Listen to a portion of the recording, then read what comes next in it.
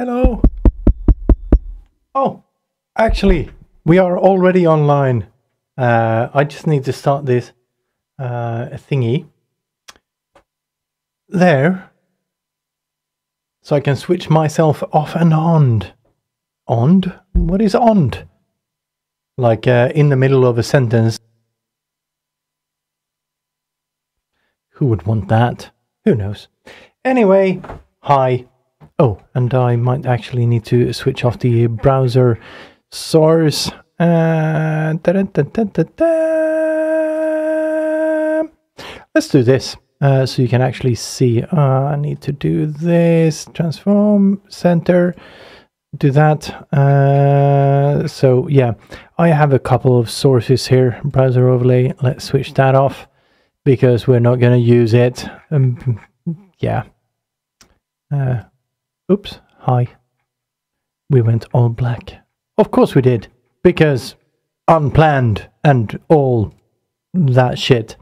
Anyway, hello, hi, hello, hi. We are here, and we are not going to actually do much of music at all. We are going to talk about things like this and laptops and cameras and lenses, microphones, software, networking, storage, all sorts of things that are whatever Stylee Radio is. And of course,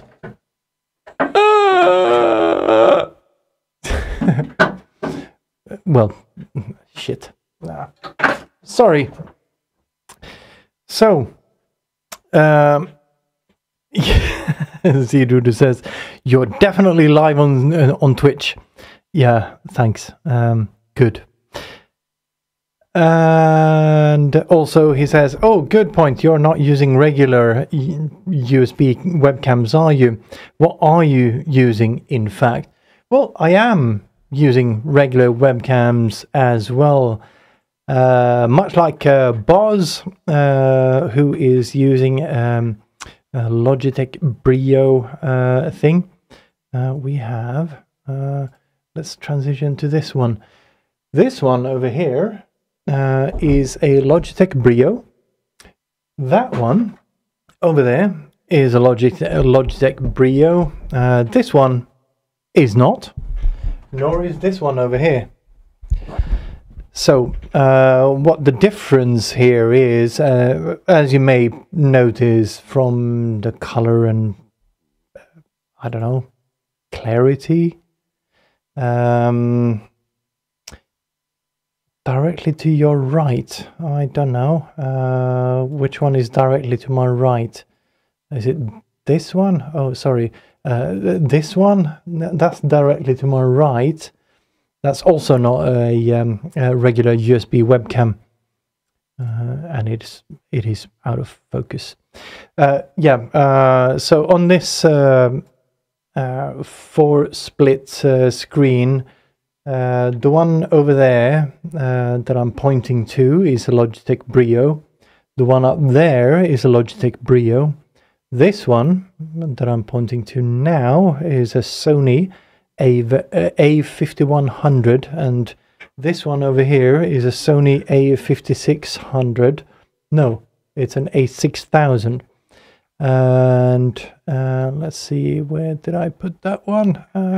Jesus, so many scenes.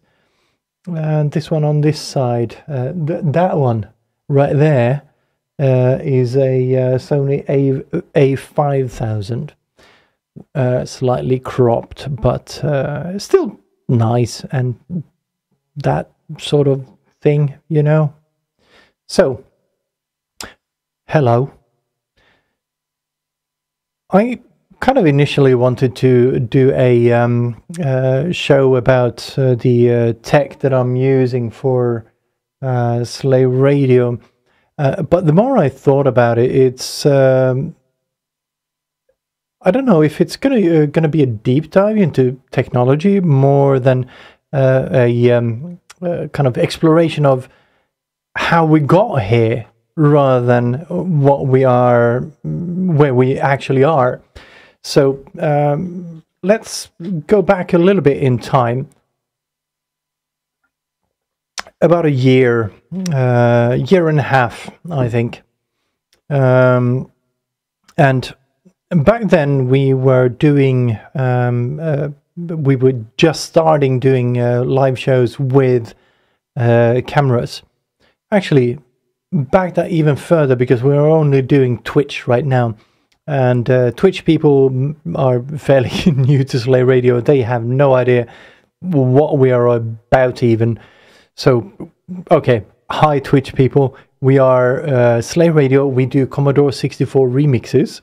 And we have not been doing video streaming for very long. In fact, we've only started in the past year and a half-ish. I think one of the first big things we did was in October 2019, which would have been Back in Time Live in Norway. For that particular one, we actually used the Logitech Brios that we ran through extension cables, like 7 or 10 meter extension USB 3 cables, and hooked up in the ceiling to get a nice angle on the stage and that sort of thing. But we, for the most part, are just sitting right here in this very studio and just talking about, I don't know, everyday life and Commodore 64 things and whatnot. And this is the studio, as you can see here.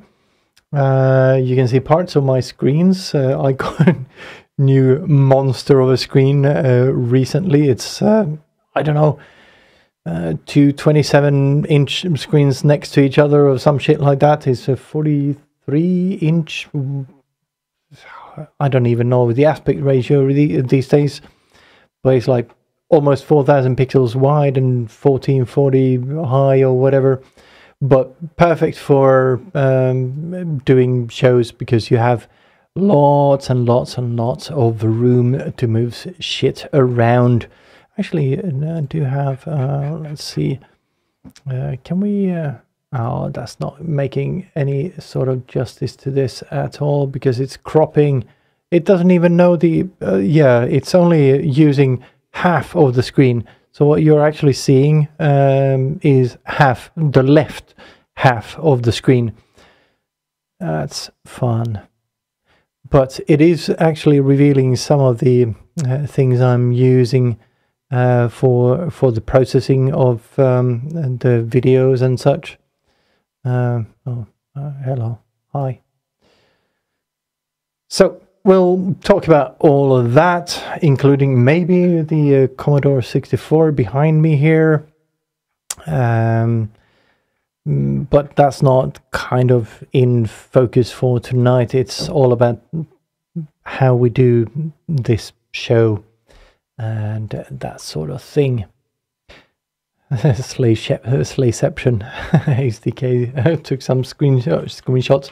And if you want to follow the discussion, by the way, you can join us on Discord if you go to stylee.radio/discord. And the relay will not be online tonight for IRC to Discord. So actually, I'm gonna post that. Hoi! IRC people, we are live on Twitch right now. There we go.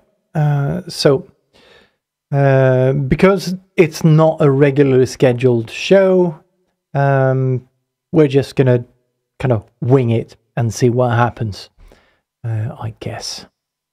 So I should have charged my phone. I'm at 15% right now. It's not good because I'm gonna use this as a phone for when I eventually go upstairs, or inevitably. So let's actually try that right now. Do I have set up the phone thingamabob? And there we go. Cool, mute that one. And then we add... oh boy, oh boy, oh boy, oh boy. NDI. Is this one? Yes. That's the one. Ha! Okay. Cool. So I need some headphones because we're talking tech and all of that shit. Let's see. Can we switch over to this one and still... Bum, bum, bum. Ha. Okay, I'm presuming you can still hear me. It's going to sound a little bit different, but that's because I am actually on the phone. Oh, you can't actually see that.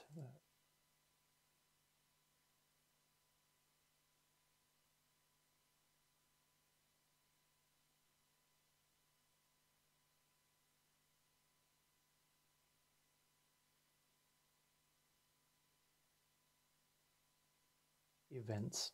So I'm presuming you can still hear me, right? Oh, I'm going to switch cameras to... There we are. Can't hear now. What? Oh, hold on.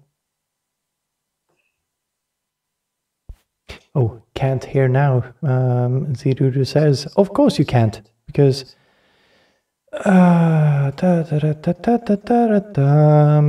because I am not actually broadcasting on the right channel. Where is my hello? Hi. Okay.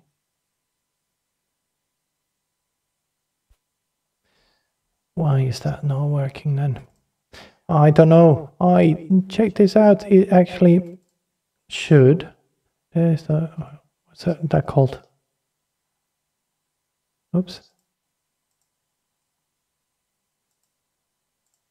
I'll just put them all on this and see if that works.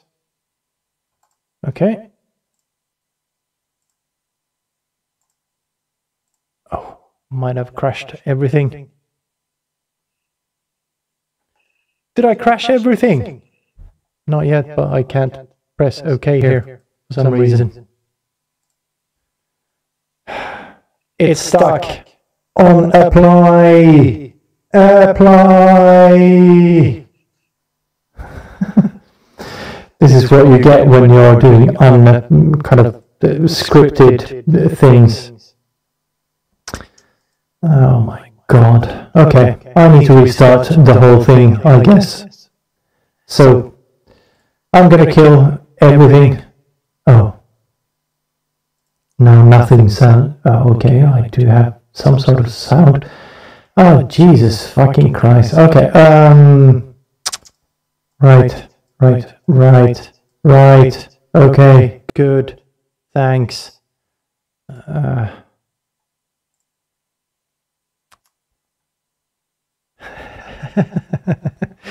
Z-Duder says, hey, Slagon, say, fuck the microphone.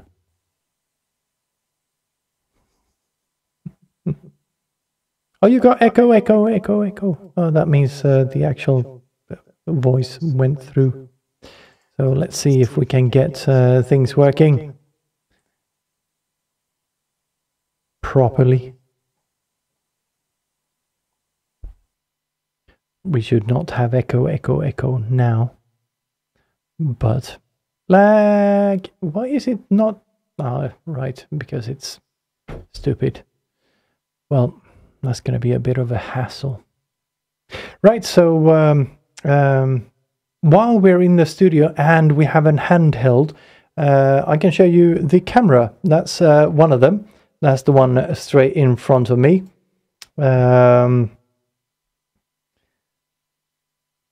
So that's the Sony A5100. and to the right of me I have the Sony A5000, 5100, sorry, and behind that we have the pre-show checklist and all of that shit that you need to do before a show, because there's usually a lot. Right, okay, so there we go. No, okay. How about that?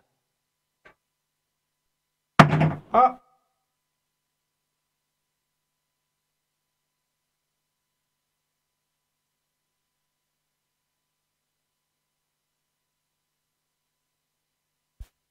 I so wanted to take this phone on a walk and show you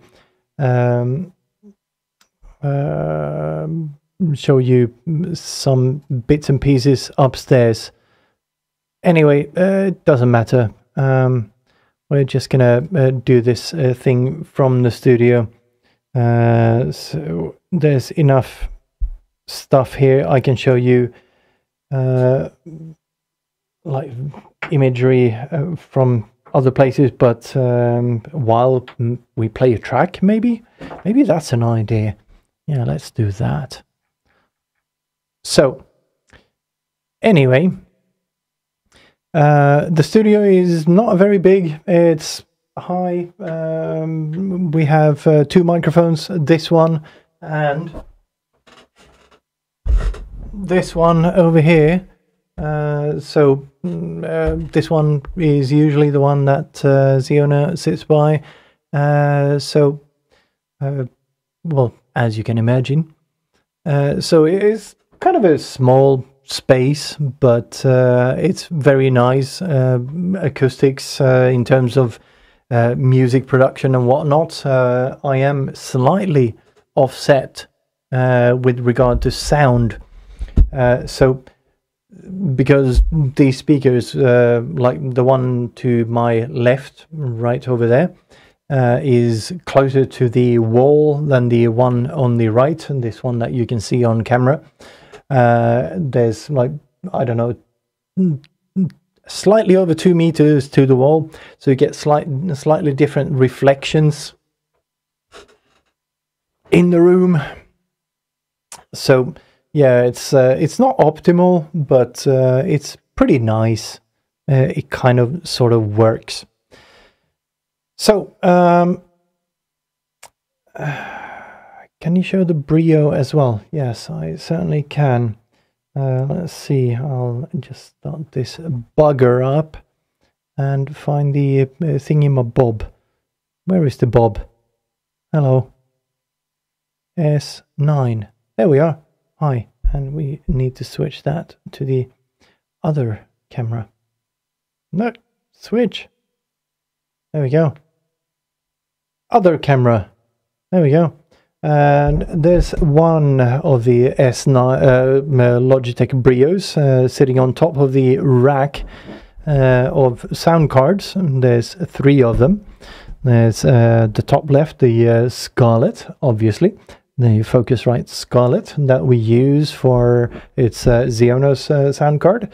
And we use that mainly. The yellow cable there is the output from the audio that we do for live interviews. The RME Fireface 400 right next to it, so that says 16 on it, and then right there is hooked up to the studio machine, the studio workstation, which is right over there. That's the one that actually does all the tractor thingies and plays the music during the shows, and also is my main Cubase workstation. Underneath we have the Fireface something. It's called the UFX2, which is where our microphones are hooked up to, right here. So we have different channels. Those we can actually control through software, which runs on both windows. So Ziona has access to switch microphones on and off right there. So I've set up different snapshots that mute and unmute the microphones. And this is essentially what we do with the compression and gate levels for the voices. And I can also do that with the iPad right down here. Same settings over the network. And yeah, kind of works exactly the same. So, and that's all with the network over Wi-Fi. So yeah. And the other Brio is sitting right up there on the pipes. Let's do a bit of a... There we go. Up there among the pipes. So that's the Brio, the second Brio. So there you go. The Brios, which we did use for BitLive in 2019. This year, we're actually going to bring the Sony's, these ones, oh, sorry, these ones to Norway. But I have a bunch of lenses from my Canons that we will be using. So I have a bunch of lenses that we can essentially put the cameras at the way back in the room and zoom in to the stage. So that's going to be really, really nice. So, right, so that's kind of the hardware. Oh wait, there's a slight bit more hardware here that I didn't show you yet. Is this working? No. Oh, there we are. So we have the Focusrite, a compressor unit that I actually did use right underneath the L5S UFX. So this little Focusrite device right here, I did use when I recorded the vocals for the Zeitgeist stuff. It's a really, really nice compressor for single track usage. Doesn't work well when you're trying to do radio and that sort of thing.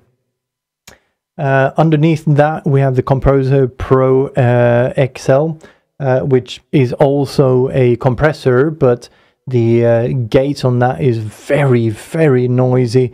So it's basically just sitting there. That's this one right there. It's very noisy. So we stopped using it because it's too noisy essentially, and the sound card, now that we have the gate and all of that, so built into the sound card, we don't actually use the Composer Pro anymore. And the bottom one, the PowerPlay Pro XL, is just a headphone splitter. So you have the one, and well, there's one without any audio out. And this one I actually use when we hook in Martin Land's dance cam. This is the Martin Land output, and then an extra at the end.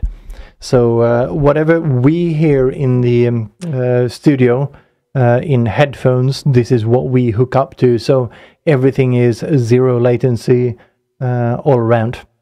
So that's that. And there's my snooze paper, which is very good to have because you don't want snooze on your keyboard, which is why I have that there. So, right. And of course,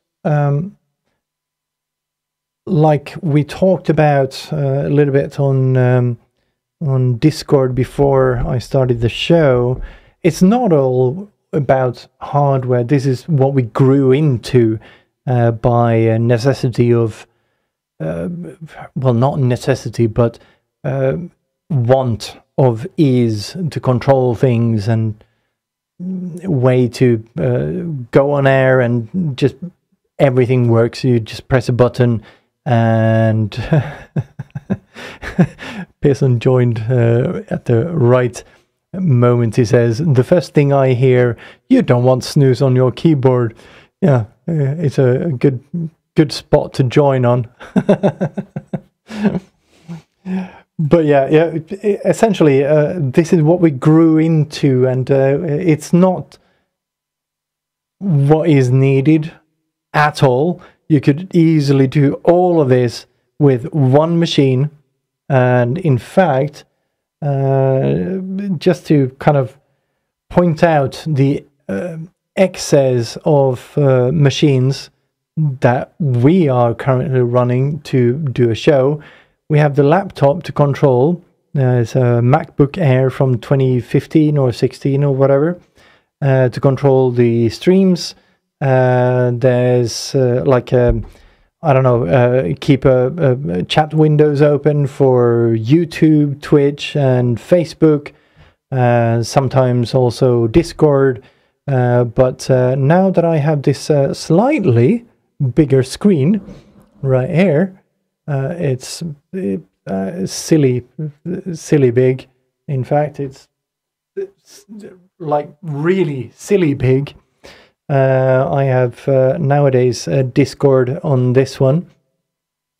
So and it also runs the OBS software, which we use to stream to a local server here, that then splits the stream into Facebook, YouTube, and Twitch. Currently, I switched off the other ones, so we are only doing Twitch. So this screen is hooked up to stylee, that this little machine is called. It's Intel NUC with a Vega graphics card, so I can do hardware encoding. So yeah, and then of course the studio machine, but the studio machine is not actually in the studio because, well, when you do audio related things, you don't want machines humming and buzzing and whatnot, so it's actually outside this door. And yeah, right out here.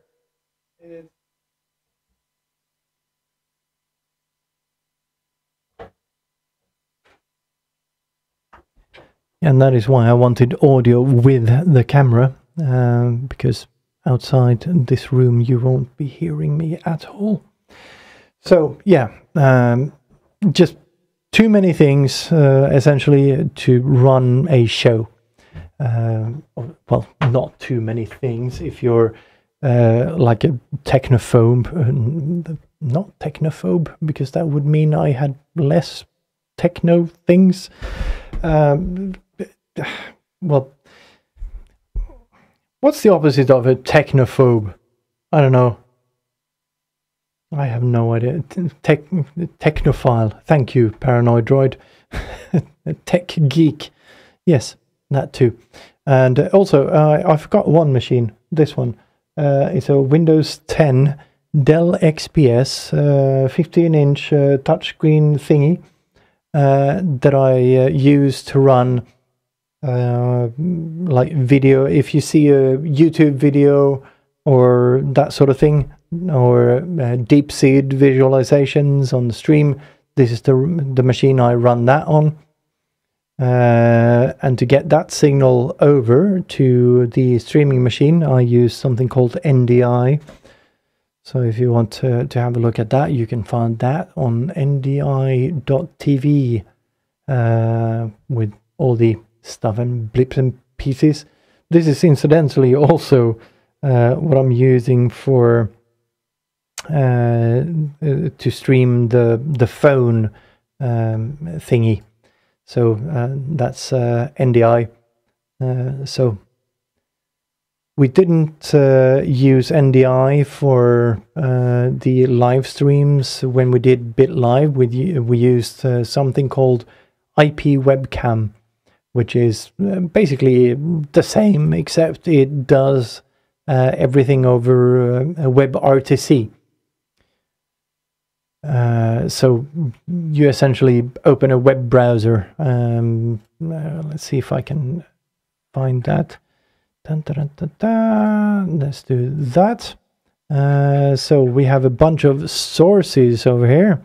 Webcams, these are like that camera over there. This one right here. Overview camera up there. Yeah, hard to point to. And the other one in the rack. Living room is not switched on right now. But we also have this one, which is the NDI input from the laptop. So I get the full desktop from the laptop with very little latency. So we can start, I don't know. No, let's do Silencio! Firefox. Because Chrome is dumb with DeepSid. This is where we run anything DeepSid. I don't know, just pick something. There we go. Awesome. That's how we do that.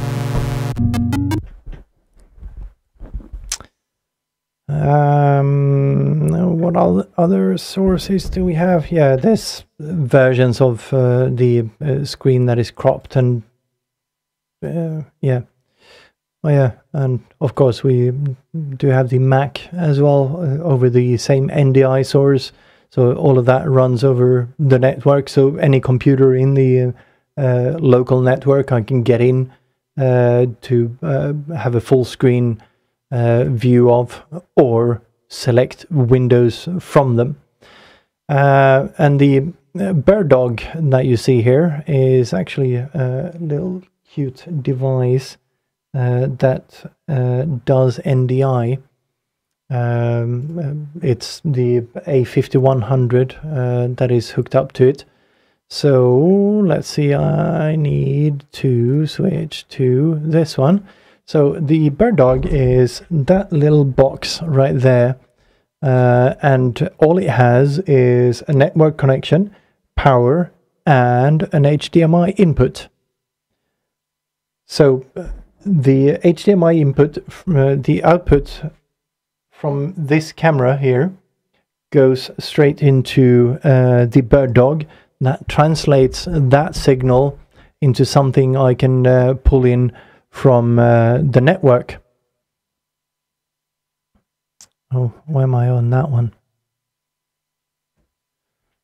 So essentially, NDI is something you do with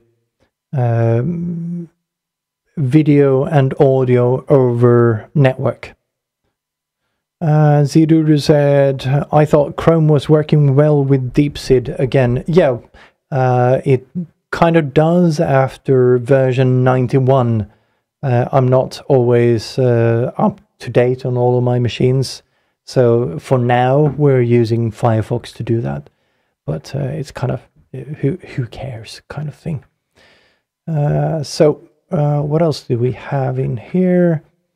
Oh yeah, various setups for different kind of shows with Martinland full here is the source I use to bring in Martinland, the dance cam, for instance. And this is the one Ziduder asked about. With regard to how, where's the thingamabob coming from with the I can't remember the phrasing you used for the question there, but that's one of the spectrums I use, and that actually comes from a cropped version of this. So I'm essentially just cropping out this little box down here and using a chroma key on it to make the background transparent. So that's what that is. As for the other VU meter, the analyzer, this thing here is likewise the this one. Both of these are just plugins, audio plugins that run in in this little thing. Carla, broadcast. So we have the system, we have the compressor, the audio and whatnot, and then we have the analyzer, which is this Z-Duder annoying thingy, and then we have the Invada meter, which is the less Z-Duder intrusive thing. But essentially what this is, it's routing audio to different things. I can plug in various audio processing devices in here. I don't have any currently, except for this one. So I'm not really doing much at all in terms of compressing or anything. I want to be very gentle on the compression on the video streams. So all of this, what you hear right now, is only used for the video streams.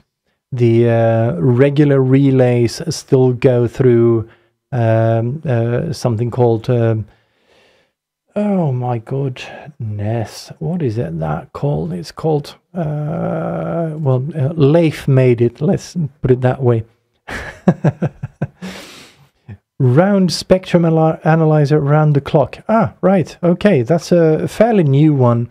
It is a plugin for OBS, actually, that I'm using. Let's go up there, and we have no, not that one. Like this one, you mean? That little doohickey up there. So that one is where the heck did I put that one? Ah, right. So I can't remember the name of this, but it's open source. I will find the URL for this one. It's open source, and it's on GitHub, and it works on Mac, Linux, and Windows. So you can use it on all of them. And there's a bunch of settings for these, like angles and offsets, and how many bars or bins, as they call them, you want, and yeah, all sorts of nice things in there, essentially. This is where he's using Plan Mix Play. Yeah, I'm actually considering how to plug Plan Mix Play into this setup. So if Gazoo, if you're watching this, maybe you have an idea about where Plan Mix Play could actually hook in all of this, because that could be fun. And yeah, I would most likely bring in Plan Mix Play through the NDI thing right here. So I kind of have, because this is a 15-inch touchscreen display, which is what Plan Mix Play was made for. Well, not 15-inch, but a touchscreen. So I could actually use the laptop to do Plan Mix Play things and kind of incorporate them into the stream. when I do a lot with my CPU, DeepSeed can have micro stutters in Chrome, said Paranoid Droid. Yeah, that's kind of one of the reasons we have so many things in the studio, is essentially isolate the problem. If something stutters or something stops working, not everything stops working. So for instance, the streaming machine, I'm very cautious of doing updates on it, for instance, and I back the whole drive up before I do, because I know that once I get down here, I want to just switch it on and do a show. I don't want to be bothered with trying to find the cause of a certain problem or whatever, because the more things you put into one machine, the more things you have to try to kind of figure out which part went wrong. So I'm trying to kind of isolate all of the things into separate units, as it were. Is it a Linux box, the streaming machine? Yeah, it's running Linux Mint. Is it the latest Ulysses, something like that? Linux Mint 20, whatever it is.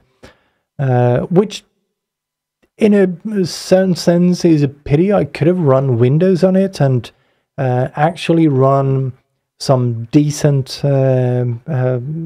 plugins that I have for audio processing, because I have the studio machine right there.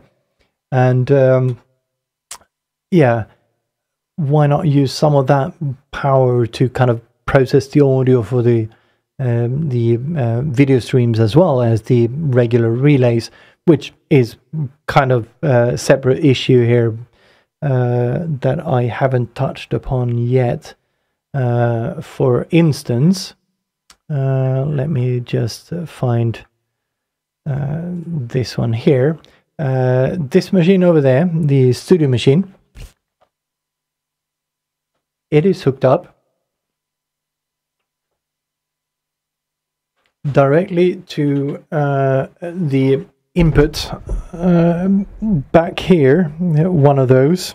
Oh yeah, it's hooked up to both the topmost Fireface 400 and the UFX to below it, and does the whole low latency audio thing internally in the studio.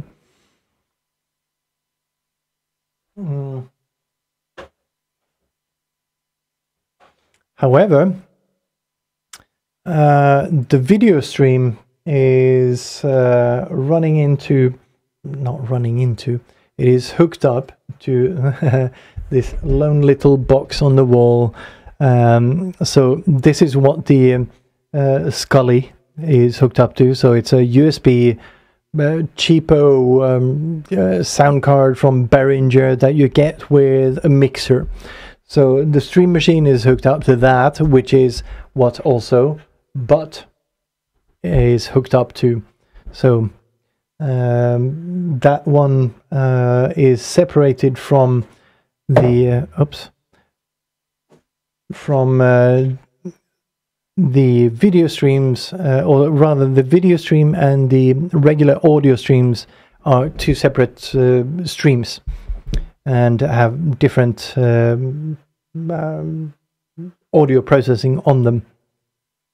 And Paranoid Droid says, does the heat from the radiator pipes not hurt it? No, because they're always cold. So if anything, it's kind of a cheap man's water cooling, because that's the return pipe from the radiators. So yeah, which is one of the reasons why the studio is kind of nice and cool. In fact, let's have a check to see what kind of temperatures we have in the house. So we have right now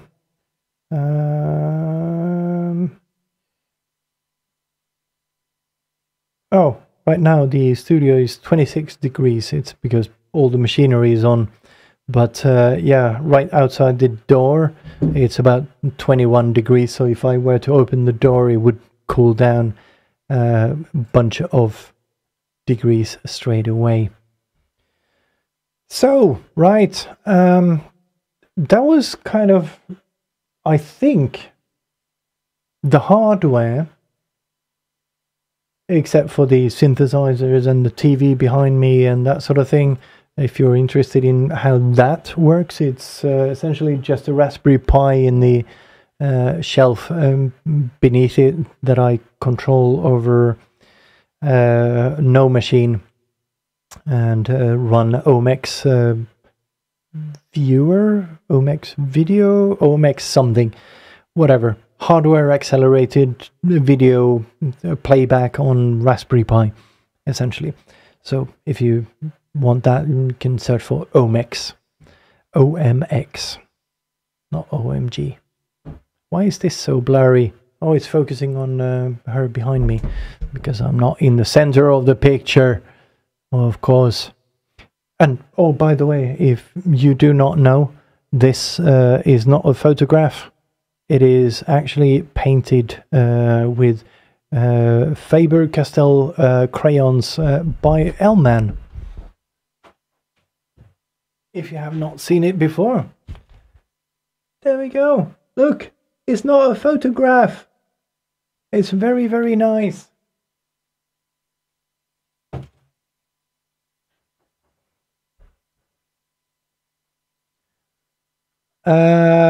Ziduru says, you mentioned that the bread box was used for something. No. It's actually not used for anything. Apart from playing the occasional SID. But I'm actually thinking I'd hook that up so we can play SIDs on that during the shows.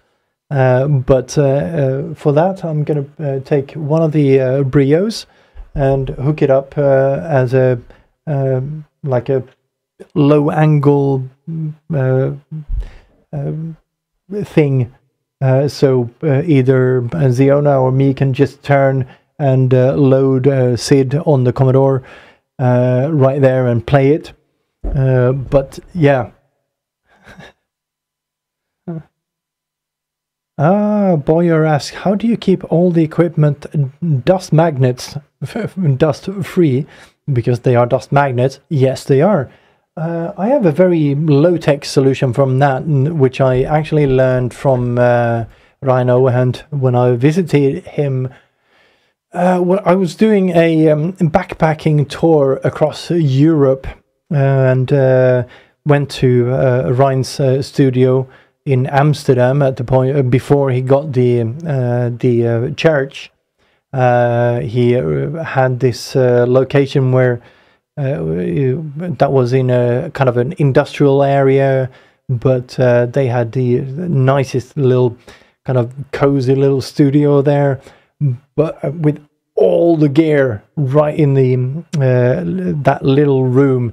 The drum set was like crowded with like the synthesizer was just hovering right next to it. It was really crammed, but we got there in the morning, and the first thing he does, which is the first thing I do when I get here, is a very low-tech solution, and you can actually see it right in front of the Slay Radio logo right there. Paintbrush. That's what I do. Use the paintbrush the same way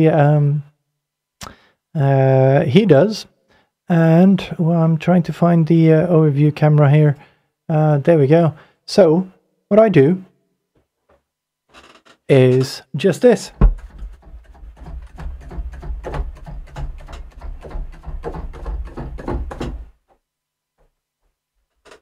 Every time I get down here.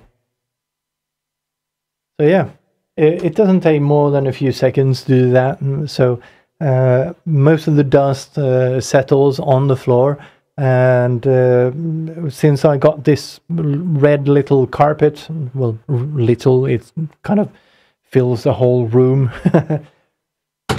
but since I got that one, I actually started vacuuming more regularly in here. But yeah, that's how I keep it simple and dust-free for the computers and keyboards and whatnot. And also, I do have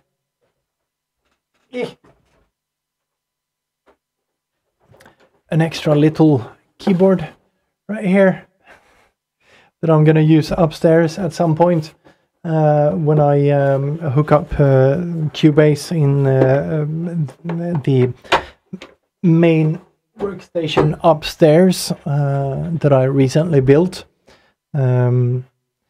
Yes, it is an Amiga 600 HD. It is indeed. Good eyes there, Pearson.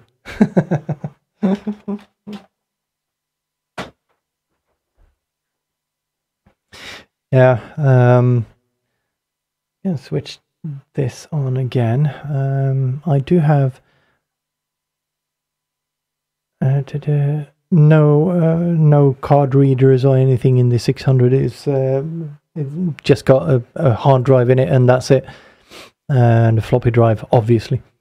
So yeah, none of that. But okay, so I am going to show you where I keep the rest of my Commodore stuff, but I cannot talk because this bloody microphone won't transfer to Twitch for some reason. Oh, well, that's because it's wrongly routed on in OBS. But anyway, I'm gonna go around the corner here and show you my little stash.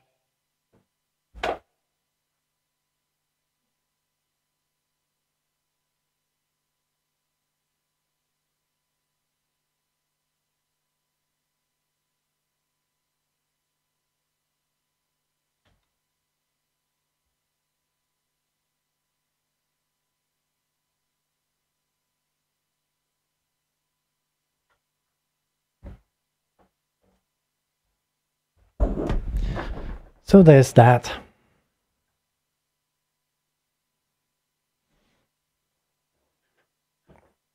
Nice doorstop. What, the DX7? It's quite nice. Yeah, it doesn't make the door open by itself. Yeah, I used to have that DX7 hooked up in the studio here to Cubase. Then I got the Native Instruments keyboard, and it turned out that's a pretty good thing to have, because just so much fun hooking up all the buttons and whatnot into automation for whatever.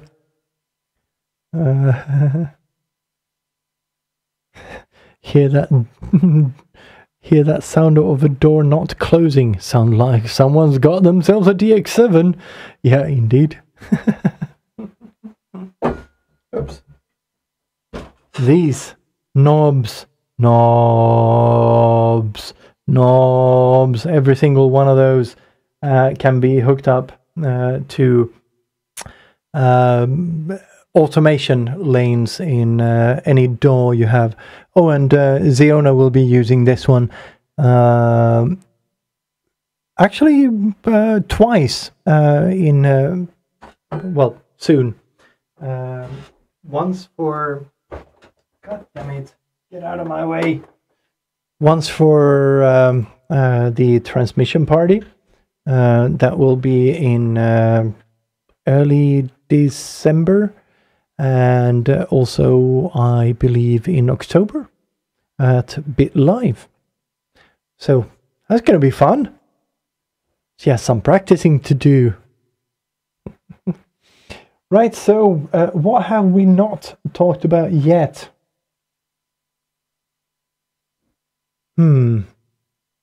Software we haven't talked about. Oh, actually, there's one more piece of hardware that I haven't shown you. I got this as a birthday gift from Ziona. It's the ATEM Mini Extreme ISO. So essentially what this will do, except for having a shit bunch of buttons, is that it has also a shit bunch of HDMI inputs and a couple of outputs. Oh, sorry, no, on this side. HDMI and USB outputs, as well as being controllable over the network. So that one will be hooked up in the studio here at some point and control the Sony cameras.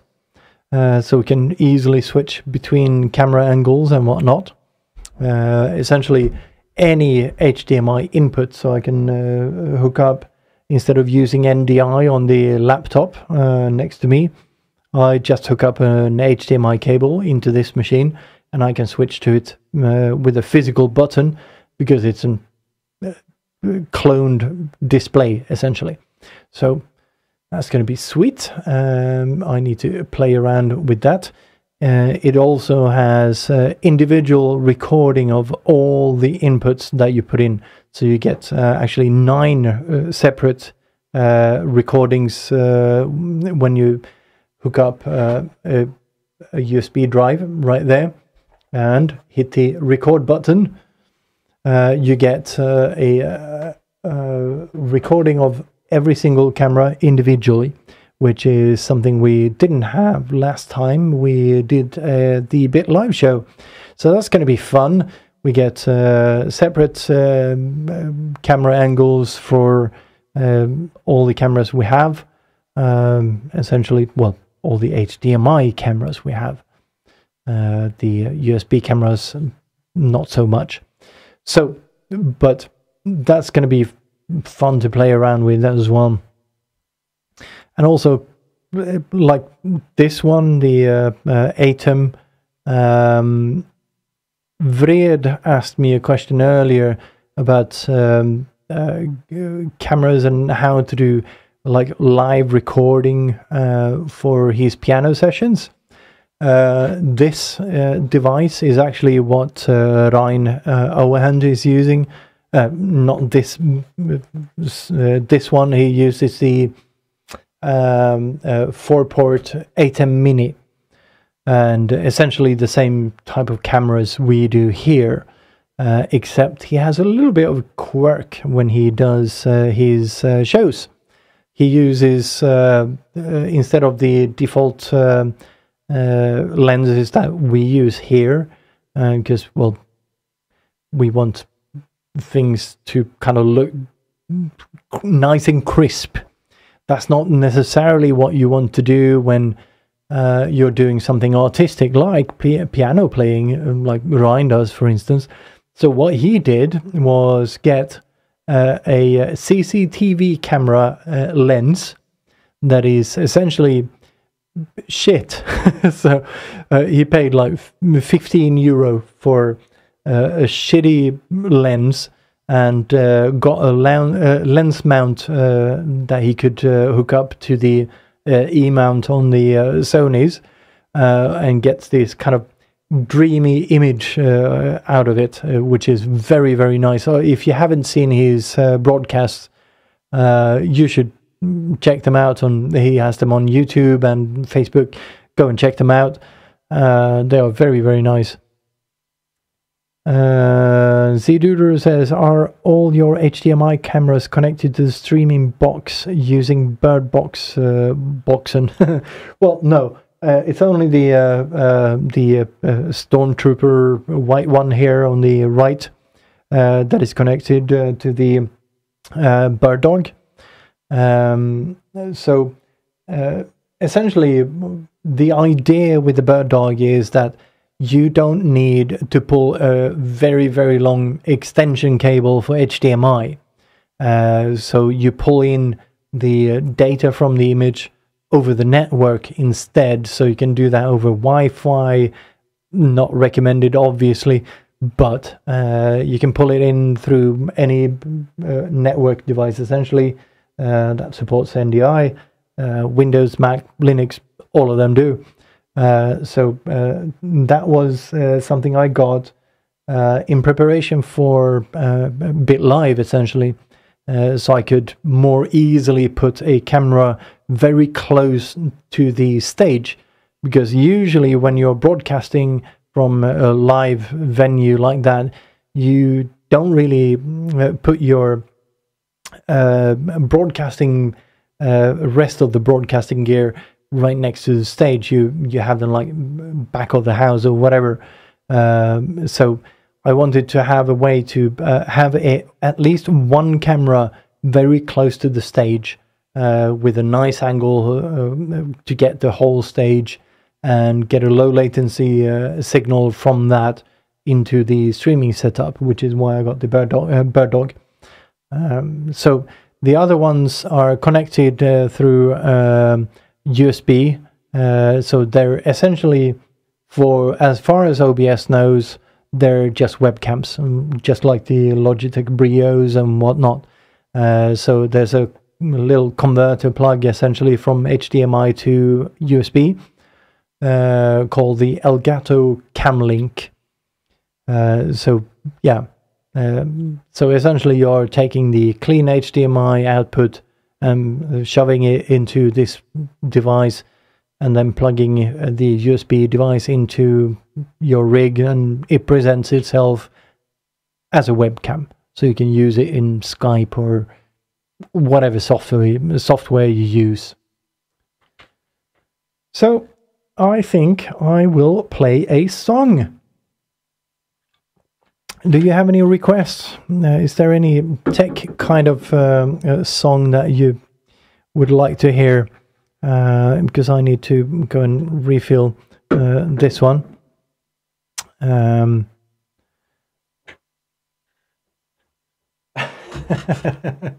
No, I don't have Only You. That's for your ears only. Oh. Let's see if I can actually... I might actually find something here. Let's see. Dun, dun, dun, dun.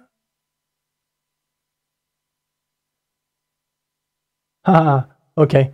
I'm gonna play Mahoney and Technolog låt, an original composition from Mahoney.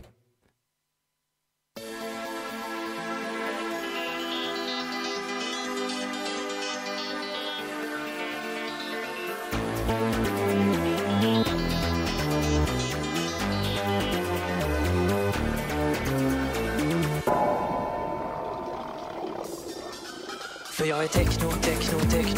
Här lär jag mig mer än jag kommer ihåg. Här lär jag mig saker som jag aldrig behöver. Här lär jag mig så mycket så det räcker att bli över. Läser och läser. Medan icke-teknologer bara sitter och jäser. Visst är det jobbigt, jag är glad ändå. Det är så här det går till på LTH. För med teknologi blir det lätt en teknomani. Men inte här trivs vi med varandra och oss själva och med andra. Har du någon gång tänkt på alternativet när du tar de första stegen ut i arbetslivet? Föreställ dig själv om 10 år, vi har roligare här på LTH. Var inte så desperat, här är jakt på lycka. Den är alltid gratis, det kan man tycka. När vi studsar runt här på loftets golv, helt utan planer och utformad kontroll.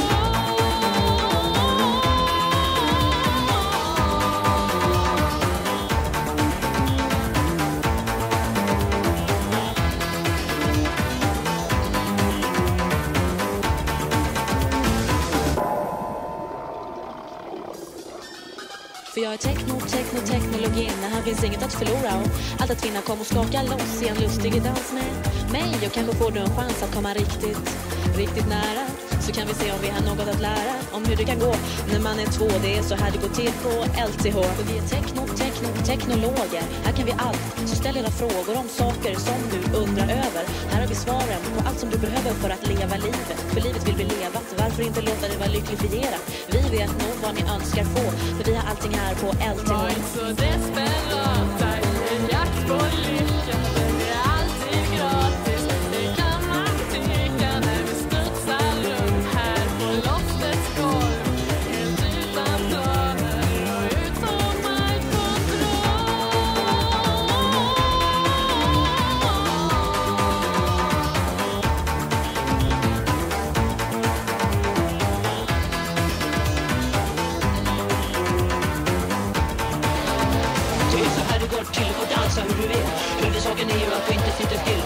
ser att detta är bara att du draga. Köpa riktigt ut så vi slipper gå på jaga. Inte ska vi vila oss när allt är som bäst. Inte ska vi spara oss till efterfest. Inte ska vi vakna sen när allting är över. Det är nu det rör, det är det vi behöver. Vi har vandrat genom staveland. Vi har gått på hjälp i andra hand. Vi har letat efter lycka på massa konstiga ställen. Äntligen har vi funnit modellen. Nyckeln passar till lyckofabriken. Öppna om du blir inte besviken. För det här är det bästa som människan kan få. Det är här vi trivs på LTH. Desperata i en jakt på lycka. Den är alltid gratis. Det kan man tycka när vi studsar runt här på loftets golv.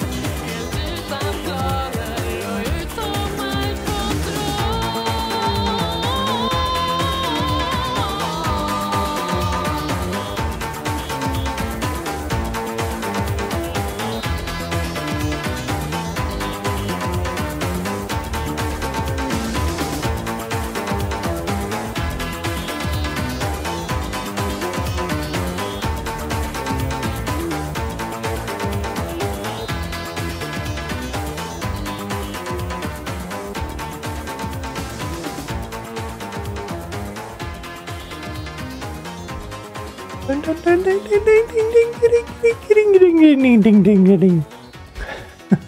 It's a fun one, and yeah, he was kind of young when he did that, but it's still nice. Sounds very 90s, I think.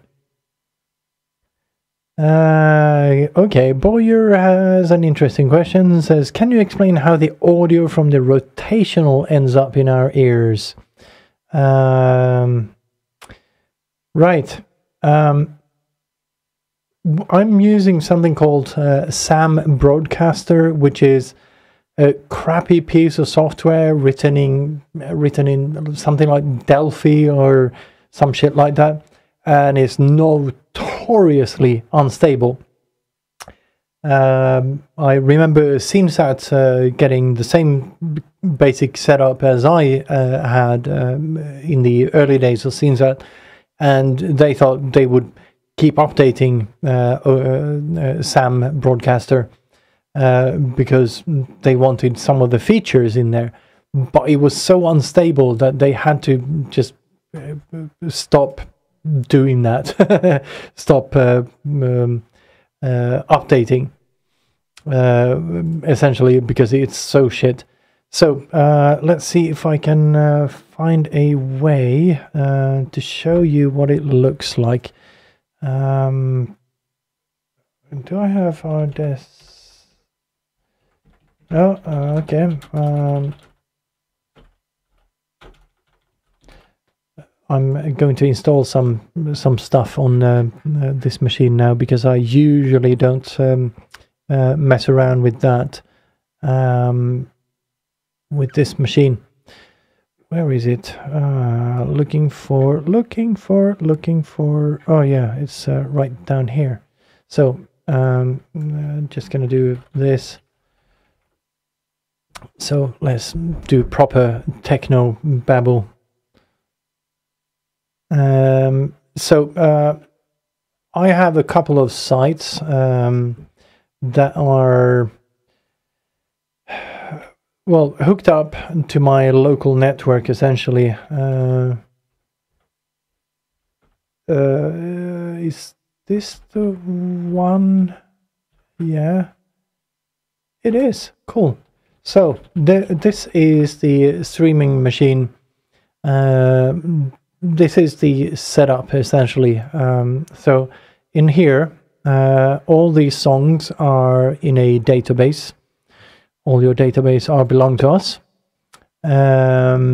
So we have two decks, just like a DJ set would have. Let's do that. So just like a DJ setup would have, you have two decks. So you have deck A and deck B, and then it loads from these weighted rotation things in here. Oh, Jesus Christ, what did I do now? So, there we go. God damn it, that's a quick scroll. So we have cross-siding. So we have a tune fading out and tune fading in. So essentially that's kind of how it works. And then we have rotation rules in here. And this one, the weighted playlist rotation logic module version 1.00. I slightly modified it for Slay Radio, but it's not too different from the original. But yeah, this is how it's all ending up in your ears. And the station IDs are played through something called PAL scripting, which is essentially just Delphi, Pascal. Delphi is based on Pascal, and this is a derivative of Delphi, essentially. So this is just a station ID thing I created like in 2003 or something, to kind of insert them in between songs. Here's a script that is running. What is this doing again? Back on air. Oh yeah. So if we lose connection with the broadcasting rig, we have this cute little hello, Jesus Christ, get me back on air pronto, Kethux. Essentially what that does, it's calling this one to kind of try to reconnect to the relay to see if it's alive or whatever. And this one records for posterity, so this one is just enabling or waiting for an event from slayradio.org and starting a recording on one of the encoders, which are right here. So this is the one it starts, and that one is not running right now because we are not broadcasting on there. So yeah, and all of this is processed through this little beast. Breakaway is the name of it. So here's the audio processing for Slay Radio on the regular streams. So it does a shit bunch of stuff.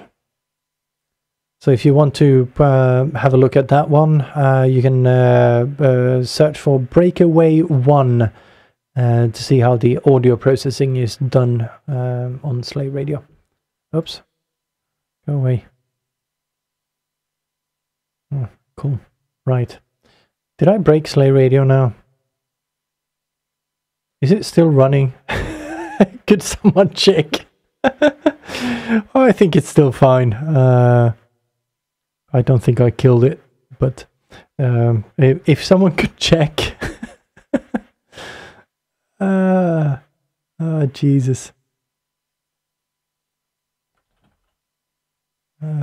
Let's do that, yes. Well, that's not what I wanted. Still running. All okay, good. Thanks. This is the one, I think. Oh, get him. It got, well, okay. If it's still running, I'm not going to touch it right now. I'm busy with other stuff. So that's how you get it into your ears, Boyer. So yeah, it does have this audio that goes through SAM is processed differently from the audio in the studio, because the thing you see here on the below here That's internally in the studio, has nothing to do with the audio on the stream. So yeah, and like I said, when you go on air, essentially what it does is doing this. It tunes into the broadcast relay and starts streaming that. And then, of course, there's a couple of more steps to get the video relays up and running. So maybe I could show you that. I just need to hide that momentarily because I need to copy. Oh, password wrong. Of course it's wrong because I mistyped it. God damn it. So the video streams are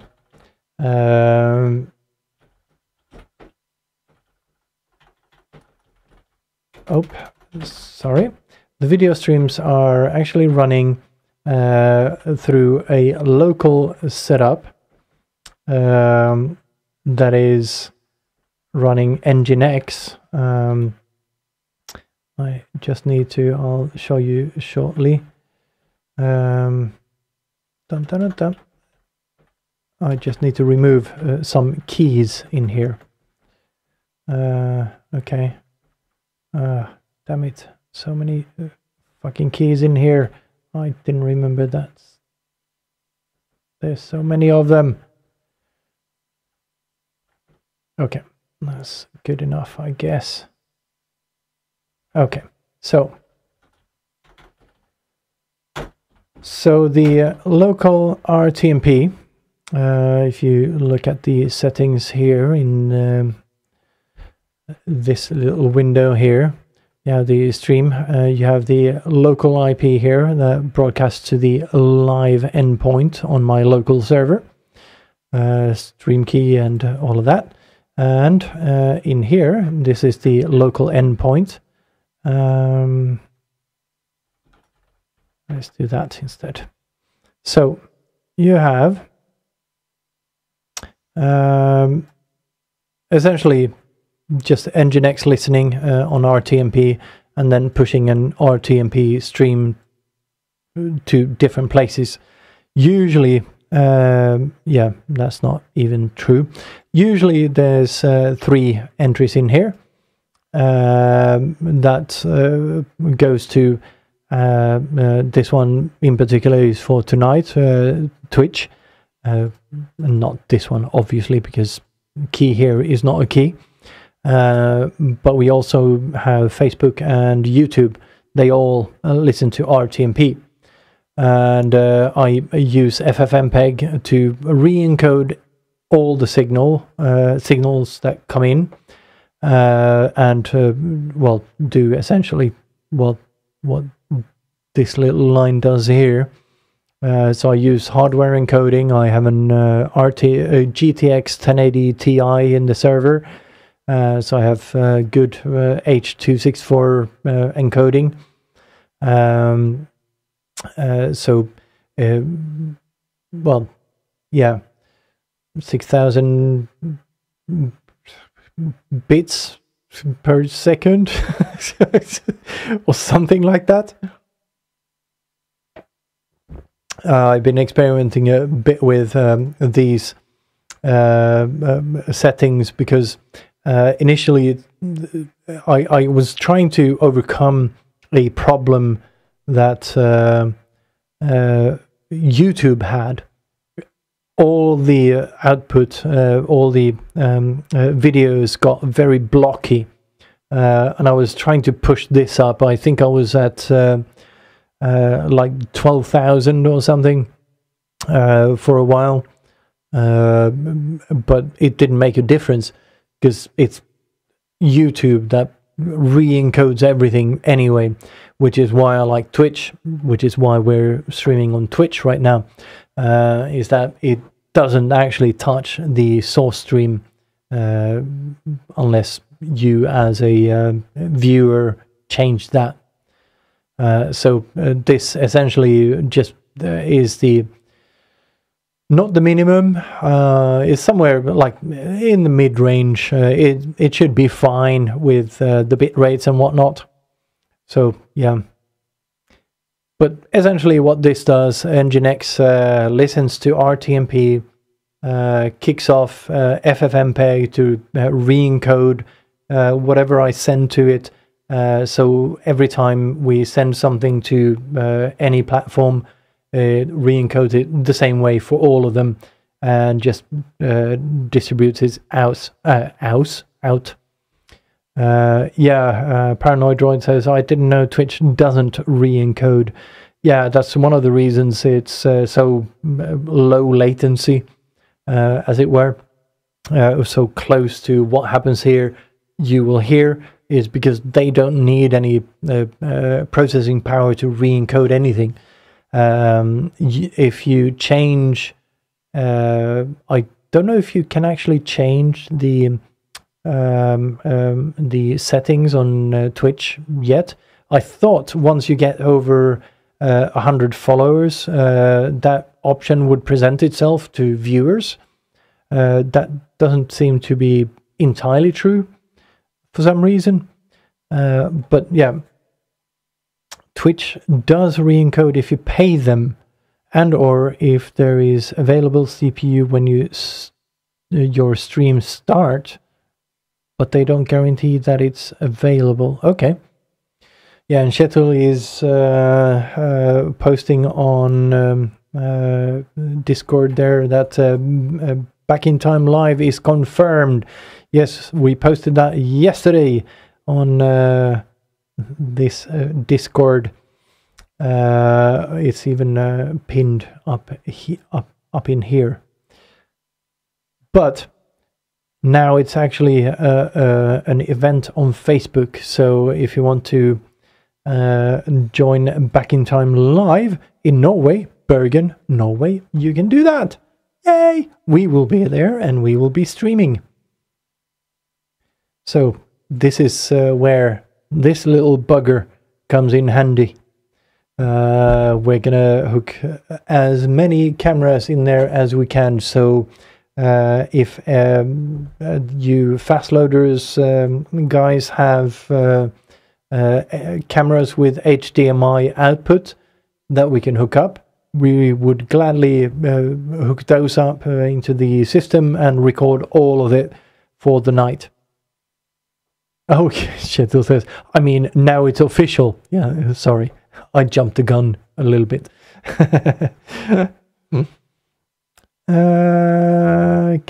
Okay, when you can, not immediately, can you show us how you have the radio stream running on YouTube also? Right. YouTube, Facebook, Twitch, all of it has the same input. That's from Nginx, the local server that shoots out the video stream.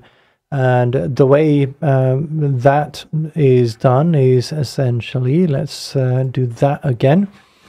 What I have is something called a browser overlay.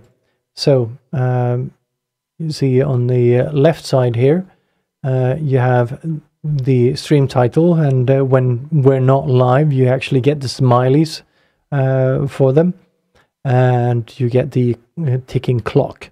So what this is just a browser source. So essentially it's just, I don't think I have any filters on it now.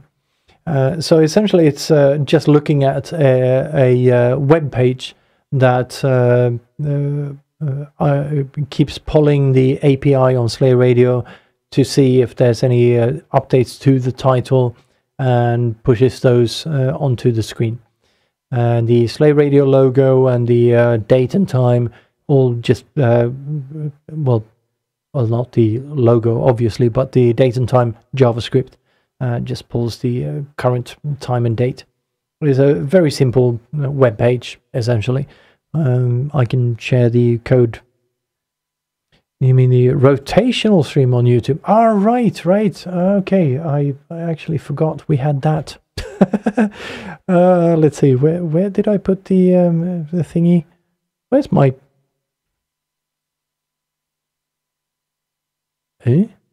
Fun. Okay.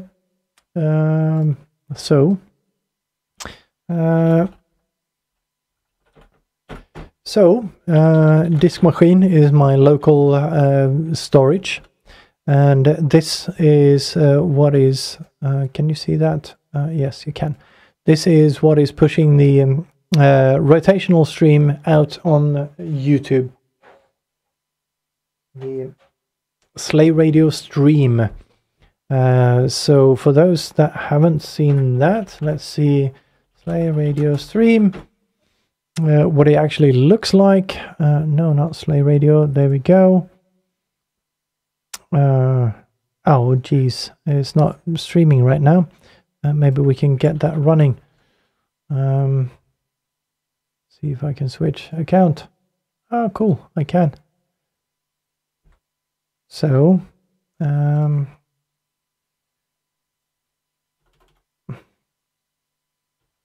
what's it called? Studio? Yes, there we go. So rarely type that. No, there we go. Content. Great. Go live. Let's do this. Okay. Oh, that's fun. It's streaming, but it's not quite streaming. It's almost streaming. See if that helps. There we go. Now it's streaming. Yeah, it's all FFmpeg. So this is what the rotational stream does, essentially. It's just streaming whatever is on the rotational, including stream titles and some waveforms and whatnot.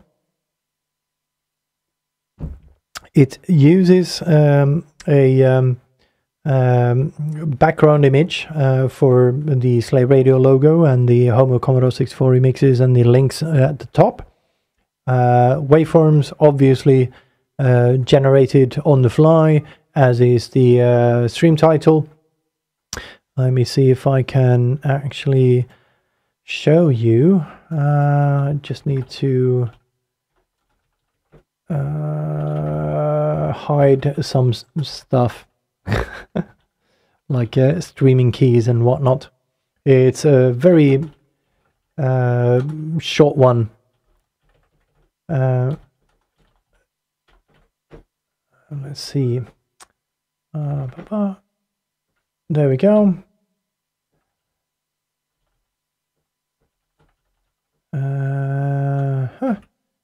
There we go. Okay. So now we bring that in. This is the entire script that runs the rotational stream for Slay Radio stream. Yeah, Ace. Now it is, because I restarted it. It's a bit stupid. It says it's actually streaming and everything, but it does not. So yeah, this is the entire script that does all of that, and then of course the background image, and then some filters to kind of do the stuff needed, and video encoding. So yeah, and yes, yeah, Paranoid Droid says, I didn't know you can change that dynamically. Yeah, it took me a while to figure that out. Yes, it is in shared memory.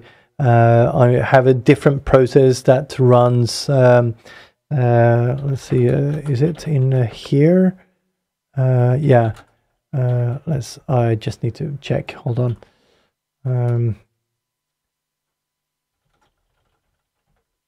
I don't think I'm using anything in particular. Yeah, there we go.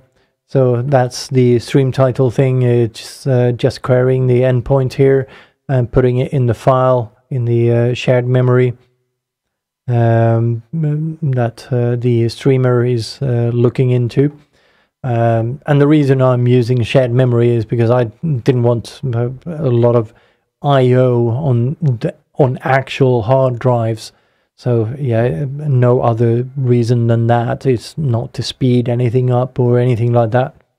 So this just runs once a minute and updates it, and that's it. So yeah.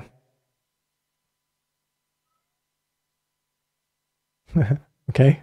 When does that? Oh, right. Okay.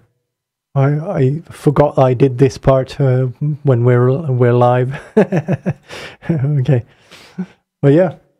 So that's how that is done. What else do we have? Yeah, this your annoying little bit here. You see ZDuder's annoying little bit. This one, the CAF analyzer. These are essentially VST plugins. Both this and the Invada meter are plugins that are free. You can download them from somewhere. I can't remember where now, but essentially, if we go to promos, we have the CAF analyzer, ZDuder's annoying little or annoyance factor. Yes, annoying bit. Yeah, I know the CAF analyzer isn't annoying, but yeah, that is because the background is out of focus. Yeah. Sorry about that. And that, of course, is the same as this one, except it's been blurred. And I actually rendered... did I render it blurry, or did I run it through DaVinci Resolve to blur it? I can't remember now. Either way, I did that before I realized that you can actually do, as you can see here, it's just a different clip. Oh yeah, cafstudiogear.org, indeed. Very nice stuff they do. And yes, that is also where the compressor, I think, is part of that package. Anyway, I did not realize that... oh, shit. No, they don't have the blur. Oh, I think they have the blur option here on Windows in OBS, but in Linux, they don't. So I had to actually render the whole thing or process it afterwards, as it were, somehow. So yeah, that's how that's done. Right. Dun, dun, dun, dun, dun, dun, dun, dun, dun. Do we have anything else we need to cover right now? I think we got most of it. After the show is done, though, there is still some post-processing or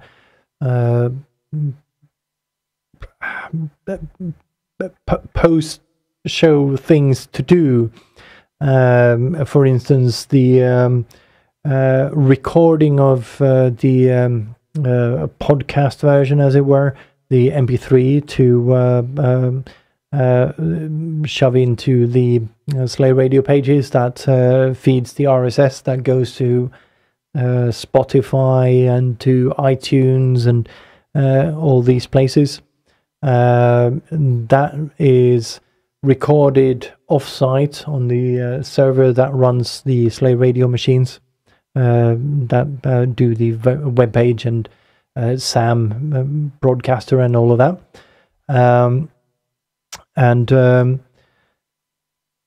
that then gets uploaded to a separate upload area that can move around different places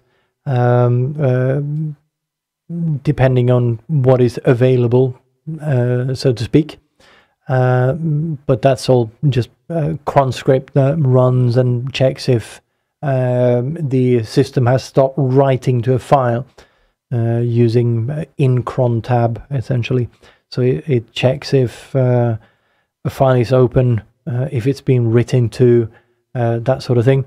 So in cron tab is just keeping an eye on anything that is written to a particular directory, and then uploads as soon as it stopped writing to the file.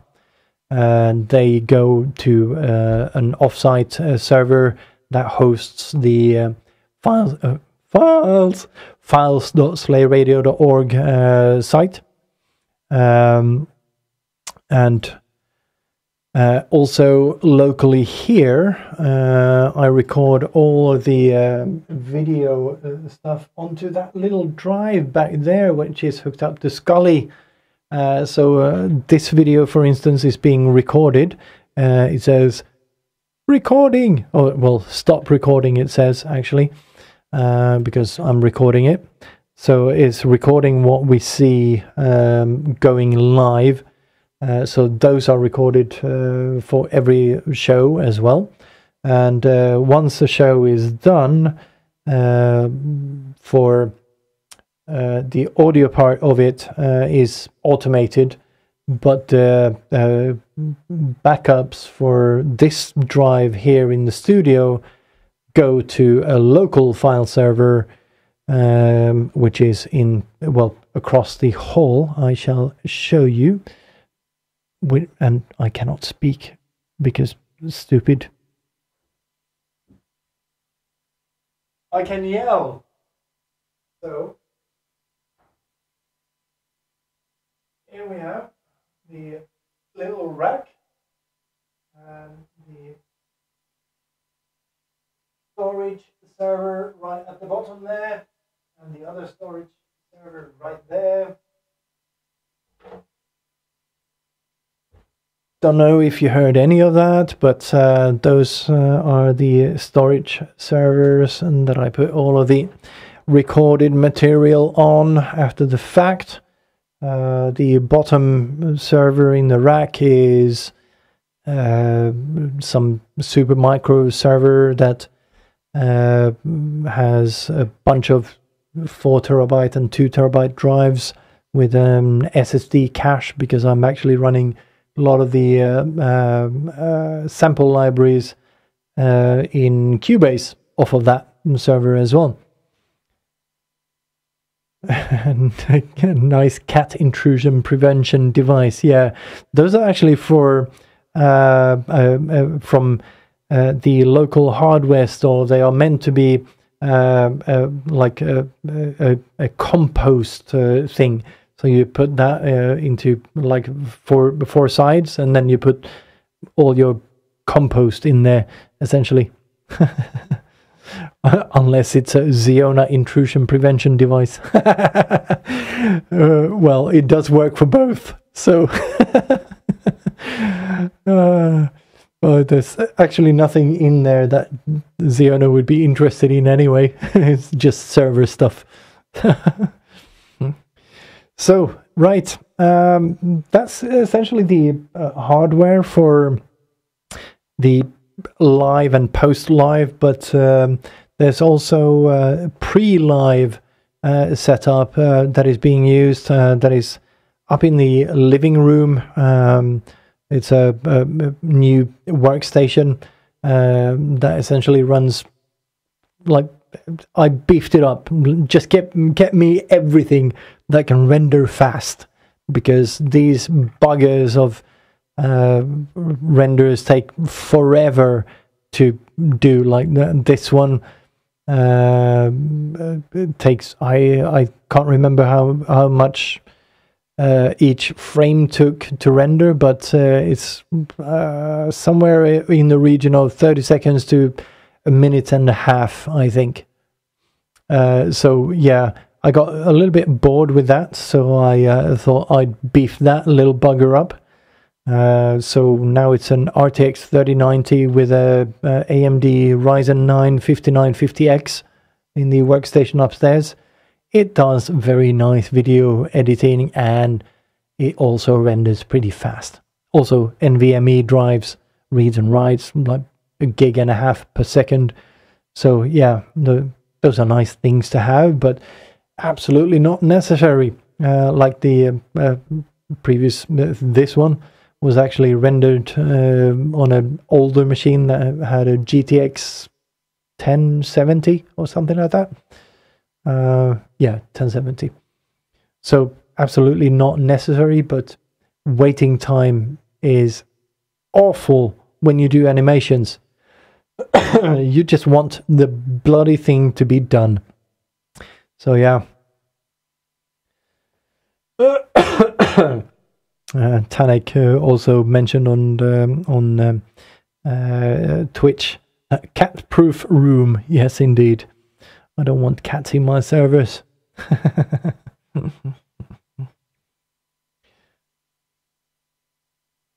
So, right. Unless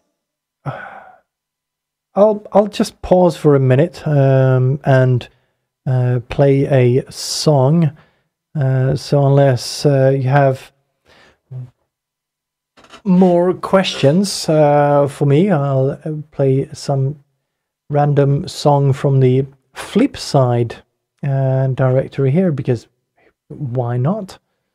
Oh, actually, I need to play this.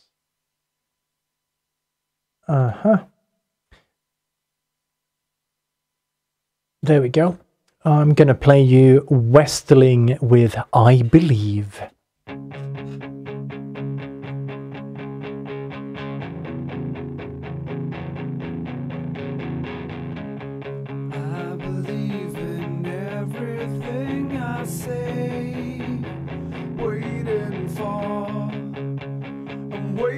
All day long, I believe the stars will lead my way. Waiting all night long.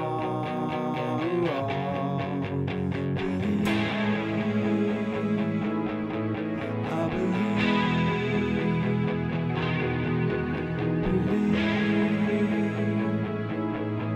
I believe. I really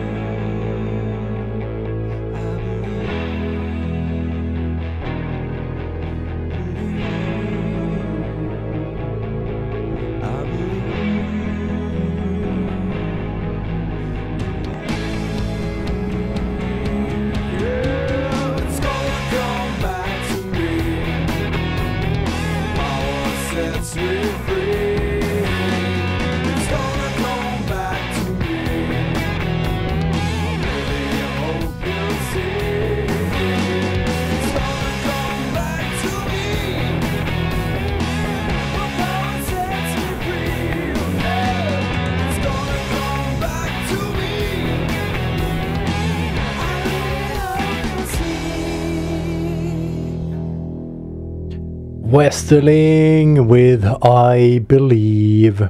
I really need to talk to that guy and make him do more music. He's on vacation right now, but maybe that's a good point in life to actually do more music. I don't know.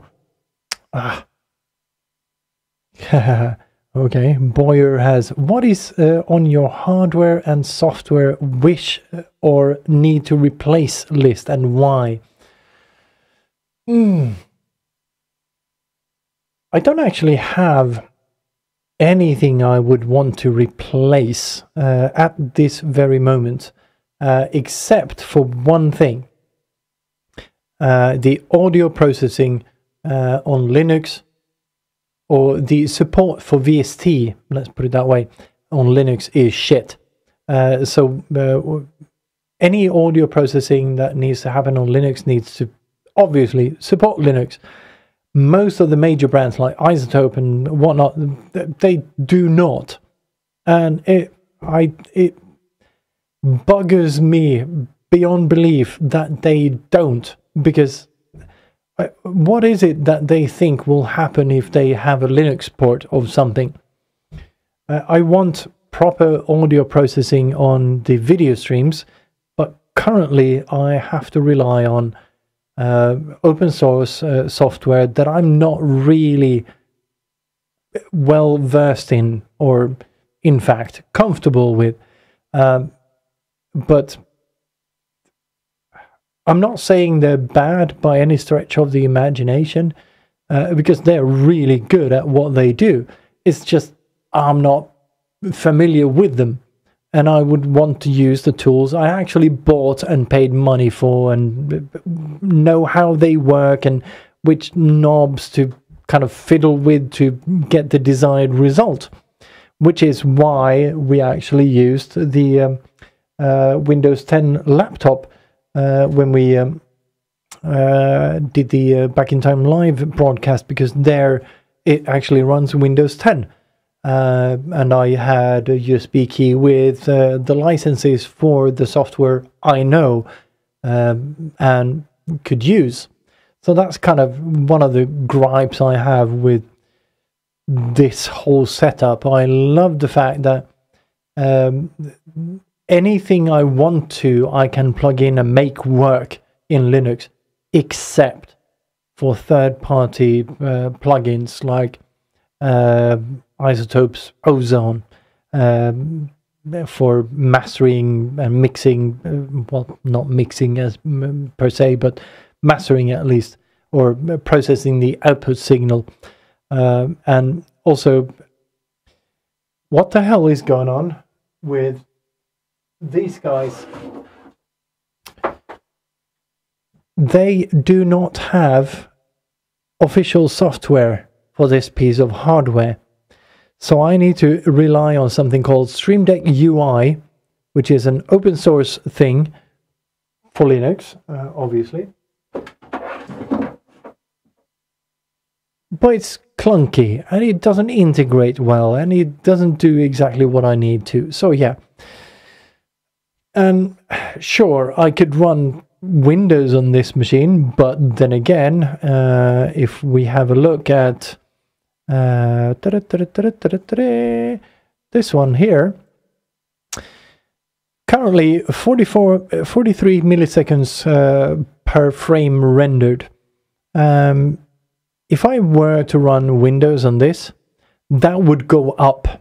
I know this for a fact because I've tried it on hardware that is faster.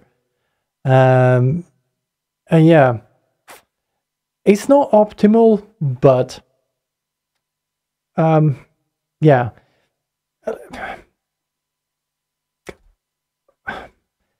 I think my gripe is that software vendors seem to think that if you port something to Linux, it's going to be pirated, right? Because there's only hackers on Linux platforms. Most people, myself included, I used to pirate all music software, all of it, until I kind of figured out what it is I want. now all of the software on my music workstation, all of the software on any workstation or any machine I have is bought and paid for, because now I have figured out what I want, what I need. And it wouldn't stop me because it's Windows or Mac. There's always going to be pirated versions of whatever you put out there, and I don't get it. So yeah, that's my little rant. Kind of went a little bit off tangent there, did it? And Zidudu has another point there, that they think they will spend a ton of money supporting an OS and fixing bugs that only brings in a small revenue stream. Yeah. Initially, yes, that is actually a thing. The desktop market for Linux is not huge. It's like in this, single digits in percent. So yeah, it's not huge, but I know there are a bunch of people just waiting for this kind of threshold to be able to use their machine the way they want to use their machine.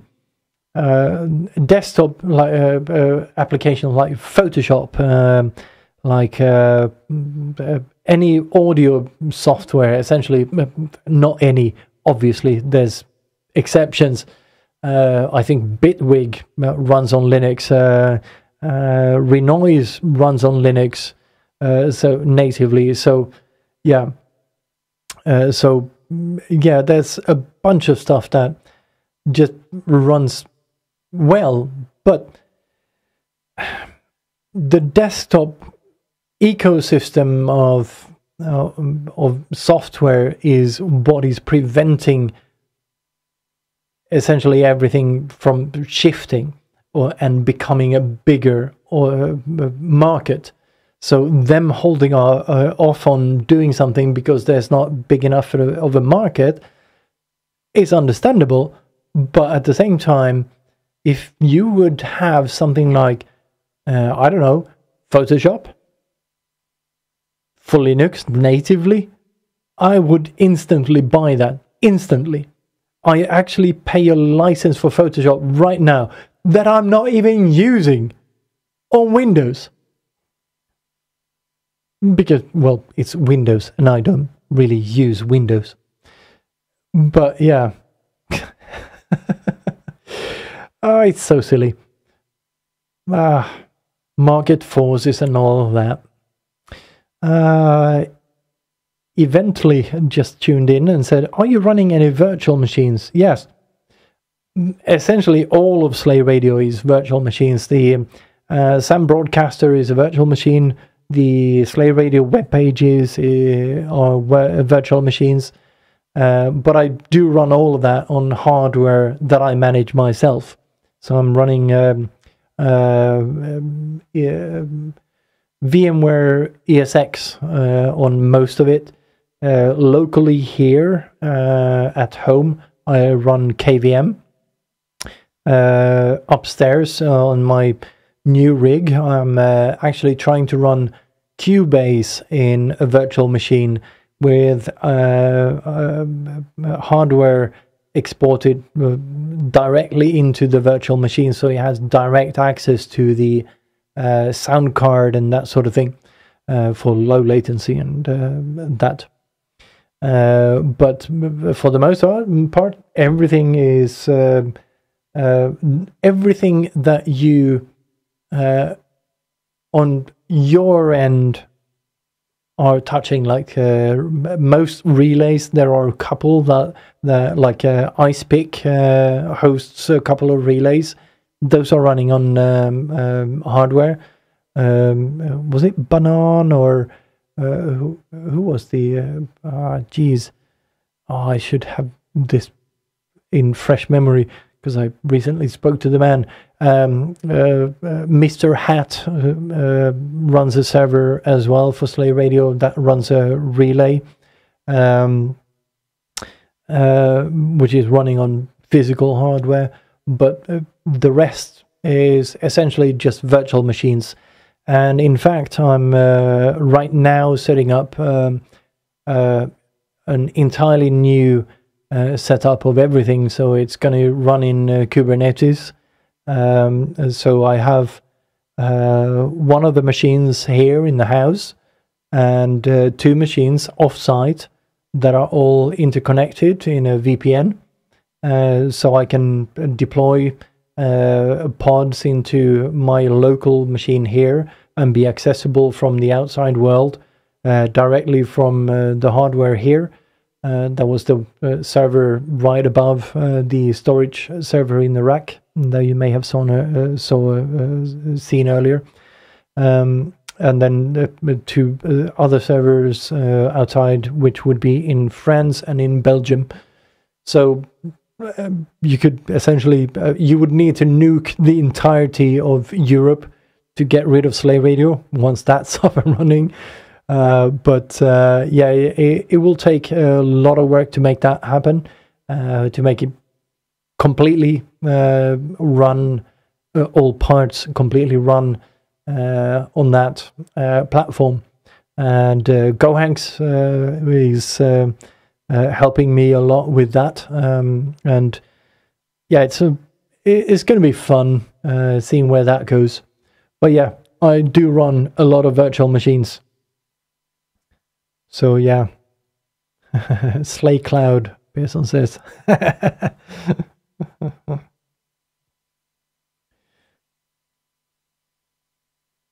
But yeah, lots of hardware, lots of virtual machines, lots of audio hardware.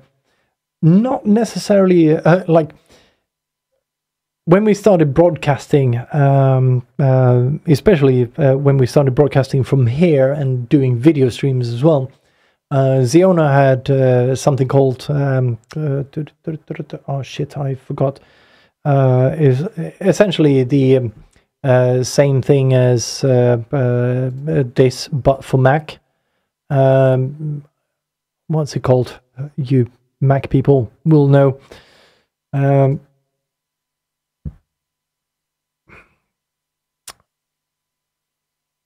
Something boys. I can't remember now. Anyway, it doesn't matter. But it had this latency. So when I put my headphones on and we spoke into the microphone, I had like 2 or 3 millisecond latency to my own voice. It bugged the shit out of me. I could not get rid of the feeling. Audio hijack. Thank you, Ziona. And I could not. I just couldn't. It was just no. And as lovely as running everything in software is, there are places where that is good to have, like when you're on the go and you don't need headphones. So yeah, there's plenty of places where you could use something like audio hijack and kind of hook every possible audio source you would want to into your machine that way. Essentially, that's what I'm doing with this little bugger here. So these boxes are individual software that run outside of everything else, essentially. So doing the same job as audio hijack would do on the Mac.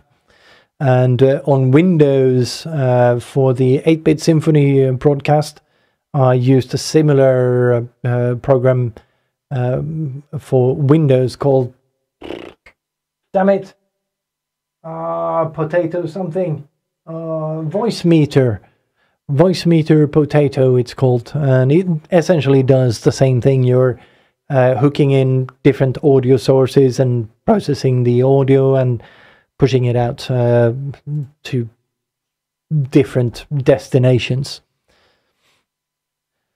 And eventually it says, and what about backup? Yeah. In when was it? I can't remember now. 2015, 2016. I had a major crash on the one piece of hardware I actually had, which hosted everything and didn't have proper backups. I did locate the backups eventually, but it took a couple of months to get up and running with all the Slay Radio stuff again, with much help from Marulkan, Hannes Doyle, who's also on that there Discord, and if you want to join us, you can do so, slay.radio/discord. And also from Boz, who rewrote essentially everything Slay Radio related. We did have parts of the code from the old pages, but we thought we would be better off rewriting everything. So we had a bit of a hackathon over a weekend, and from Friday to Sunday, we actually produced the web pages that are currently in use for Slay Radio. But one thing we did do different is put everything on version controlled place outside of just the place that is hosting the code. So I have backups in the sense that I do backups of the database nightly, the live database that is running Slay Radio, both for the rotational stream and shoutbox, that sort of thing. And also I have in code started to separate the machines from their physical kind of thing, what they do. So I've started to, since I started at TV4, I got exposed to this whole new different way of thinking with OpenShift and Kubernetes and all of that. So I do have a separate setup coming for all of that, which then means that all of it, the infrastructure, the code for the web pages, the databases, all of that will essentially be in Git. So version controlled, all of that. So yeah, that's what I'm doing there. But for now, I'm doing just regular database backups and essentially just keeping track of the essential configurations for the streaming setup, the Nginx configuration, the web server configs that I need for the main page and the live page, and there's a developer version of that. All of those are also version controlled in GitLab on my own servers. So there's a number of copies of the infrastructure, underlying infrastructure by now. Didn't used to be like that, obviously, but it's getting better in that regard. But yeah. So that about that, I think.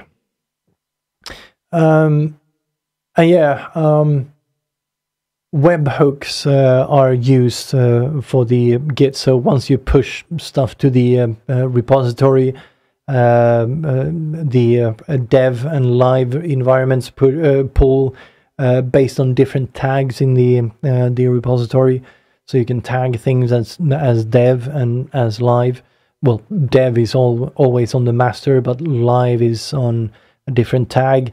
So you can decide which goes where, that sort of thing.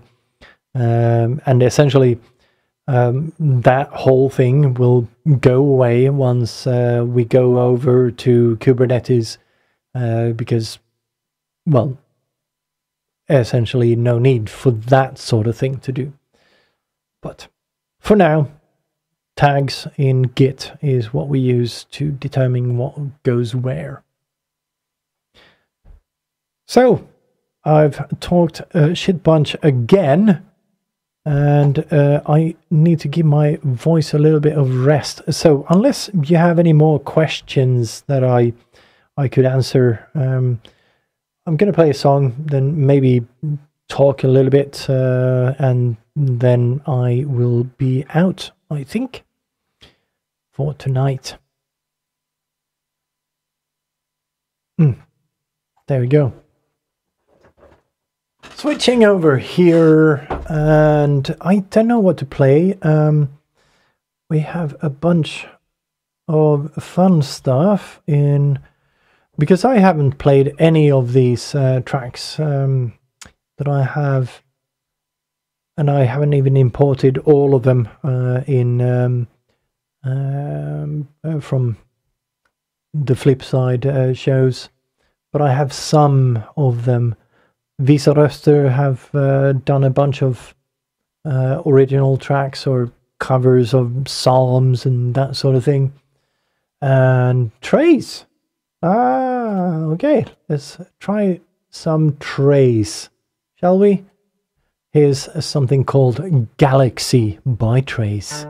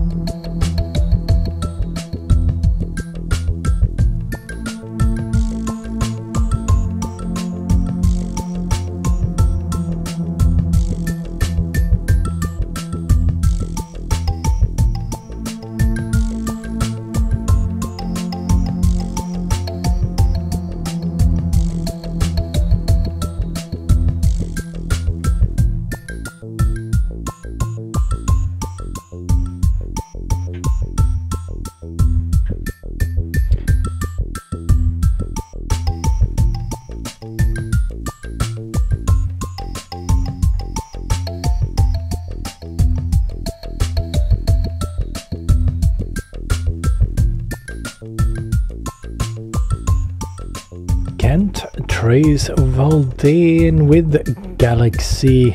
Very nice and chill. I like it. And Zduder, I found the plugin. There we go. It's called Spectralizer. So it's on github.com/universal/spectralizer. And there are Linux, Windows, and Mac OS versions of it. And that's the rounded kind of thingy mob around the clock that I'm using.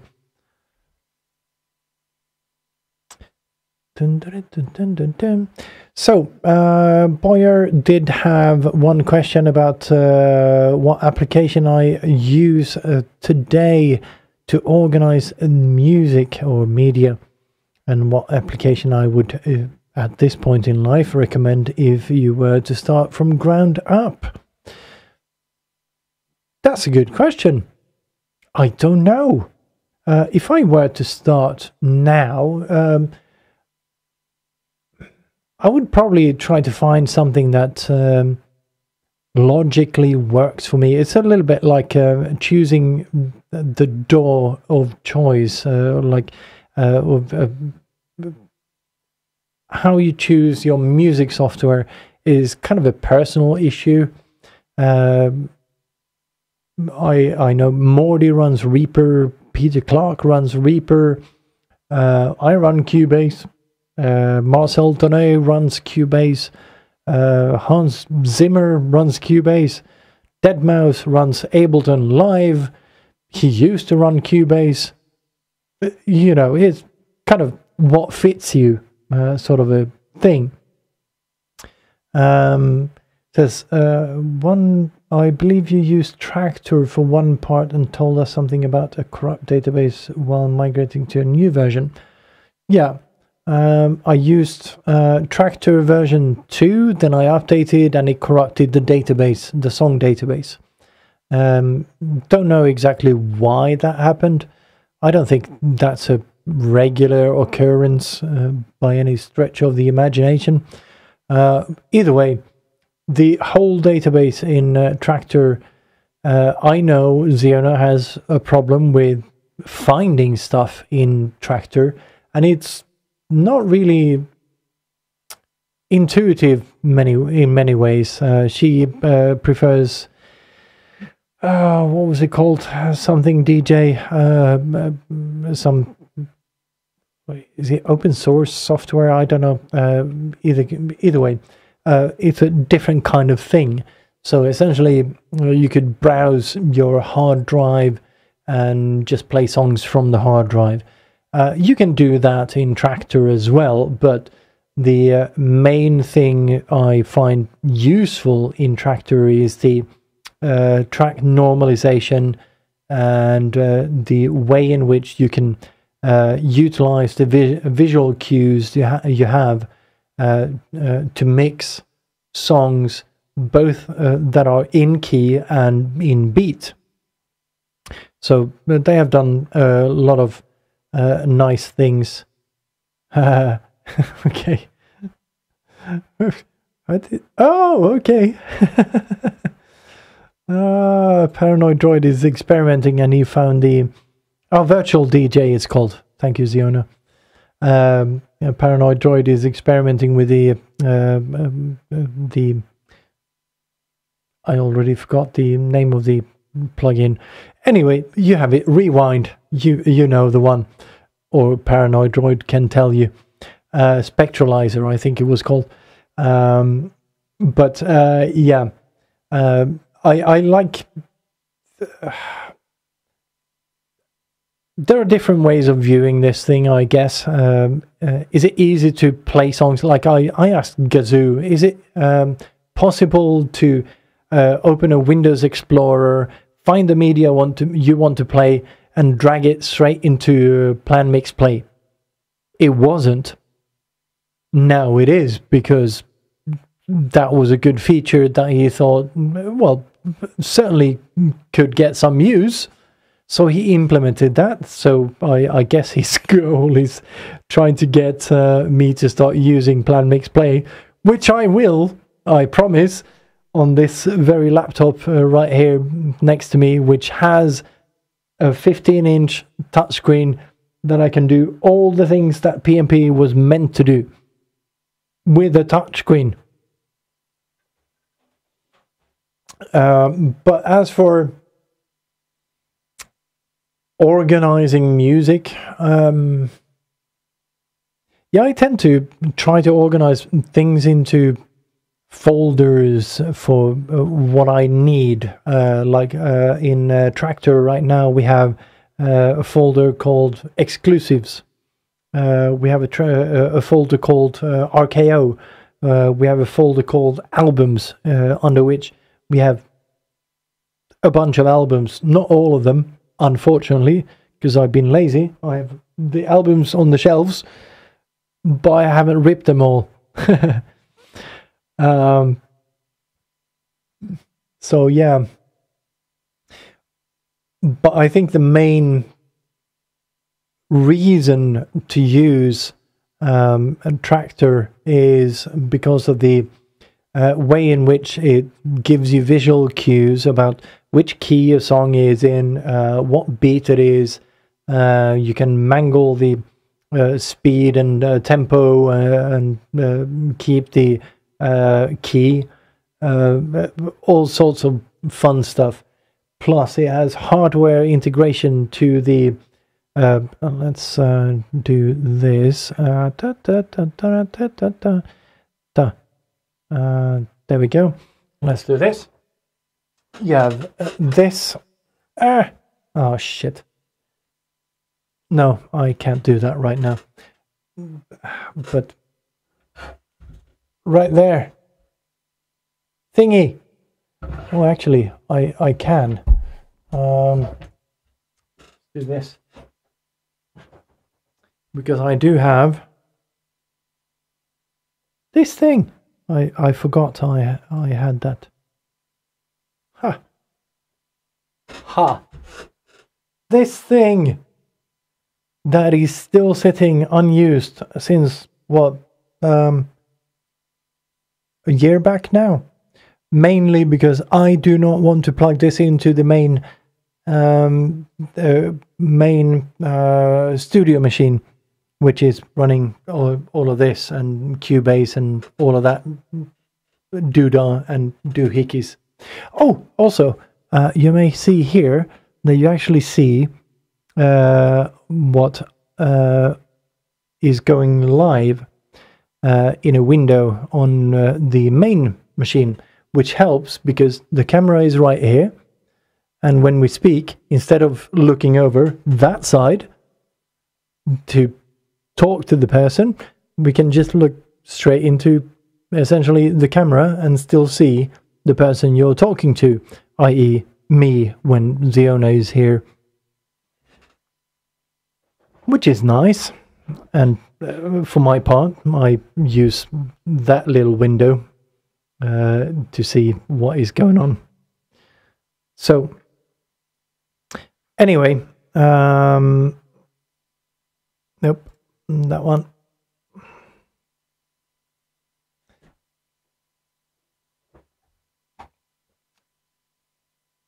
Any thoughts on FL Studio? No, not really, other than I know it was the weapon of choice for DJ skits and a bunch of other people as well, but it seemed a little bit like it was trying to be a tracker and a DAW. Well, not a DAW. What's it called? The opposite of tracker, the thing that Cubase is. Anyway, it was trying to be too many things at the same time, and I just never got comfortable with it. When I was choosing my DAW, I tried Reason, I tried Cakewalk at the time, and Fruity Loops, as it was called back then. I tried Renoise. I tried a bunch of software. None of it worked except for Cubase, and that is thanks to Andreas Wallström, who actually walked me through the basics of Cubase and how to make a sound, how to process the sound and get it out through the speakers. Essentially, that was it. And after that, I was hooked. So yeah, FL Studio just didn't really work for me, as it were. And eventually, yes, that was a Unify switch you saw. I switched to Unify a couple of years ago, and my whole network is just Unify, all of it, because they're so damn nice to manage. It's actually running. Let's see if I can get this running.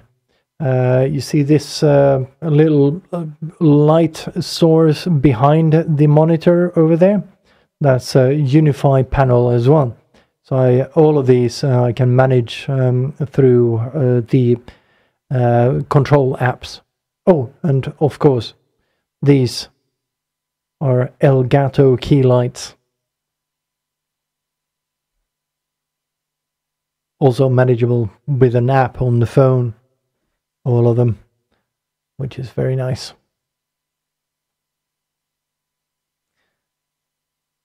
Ziona says, I tried it, but at the time I did not feel comfortable with it, referring to FL Studio, but many do. Yeah, it's all about preference. What do you feel comfortable with? What makes you productive is essentially the main thing you need to be concerned about.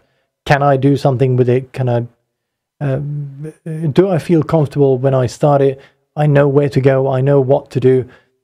I know how to do things. That sort of thing. So if I want to do something specific, I know how to do it. Essentially, it's all what it boils down to.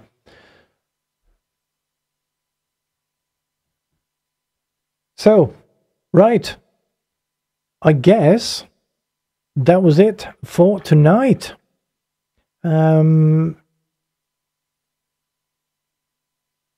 cannot think of anything else to actually talk about right now, but we may see it as, I don't know, the first instance of something irregular.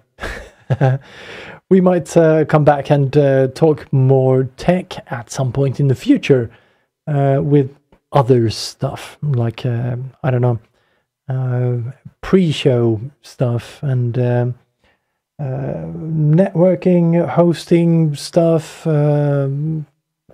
rendering, 3D video, you name it. I don't know, talk about lenses and cameras and that sort of thing. I don't know. It's all interesting. Let's put it that way. Unify switches, interesting. Well, switching, networking in general, interesting because packets go in, packets go out. Things happen like a stream. So, anyway, I'm gonna play one more song.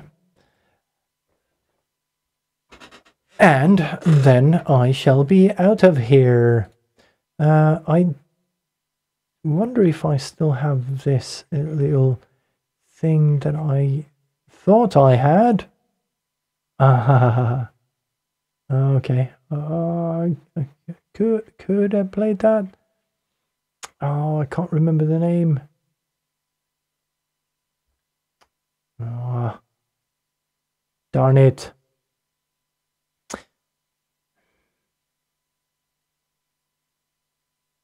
What's it called? Oh, damn it. Can't remember the name now. No, not that apparently. Ah, oh, that's a pity. Oh, I think I will play something by Tron, aka Irvin Bikveld. One of my favorite tracks from him is called Egyptian Ignition Problem, and this is what you will be hearing now, and that's a great way of ending a show as well. Here it is, Confessant, aka Irvin Bikveld.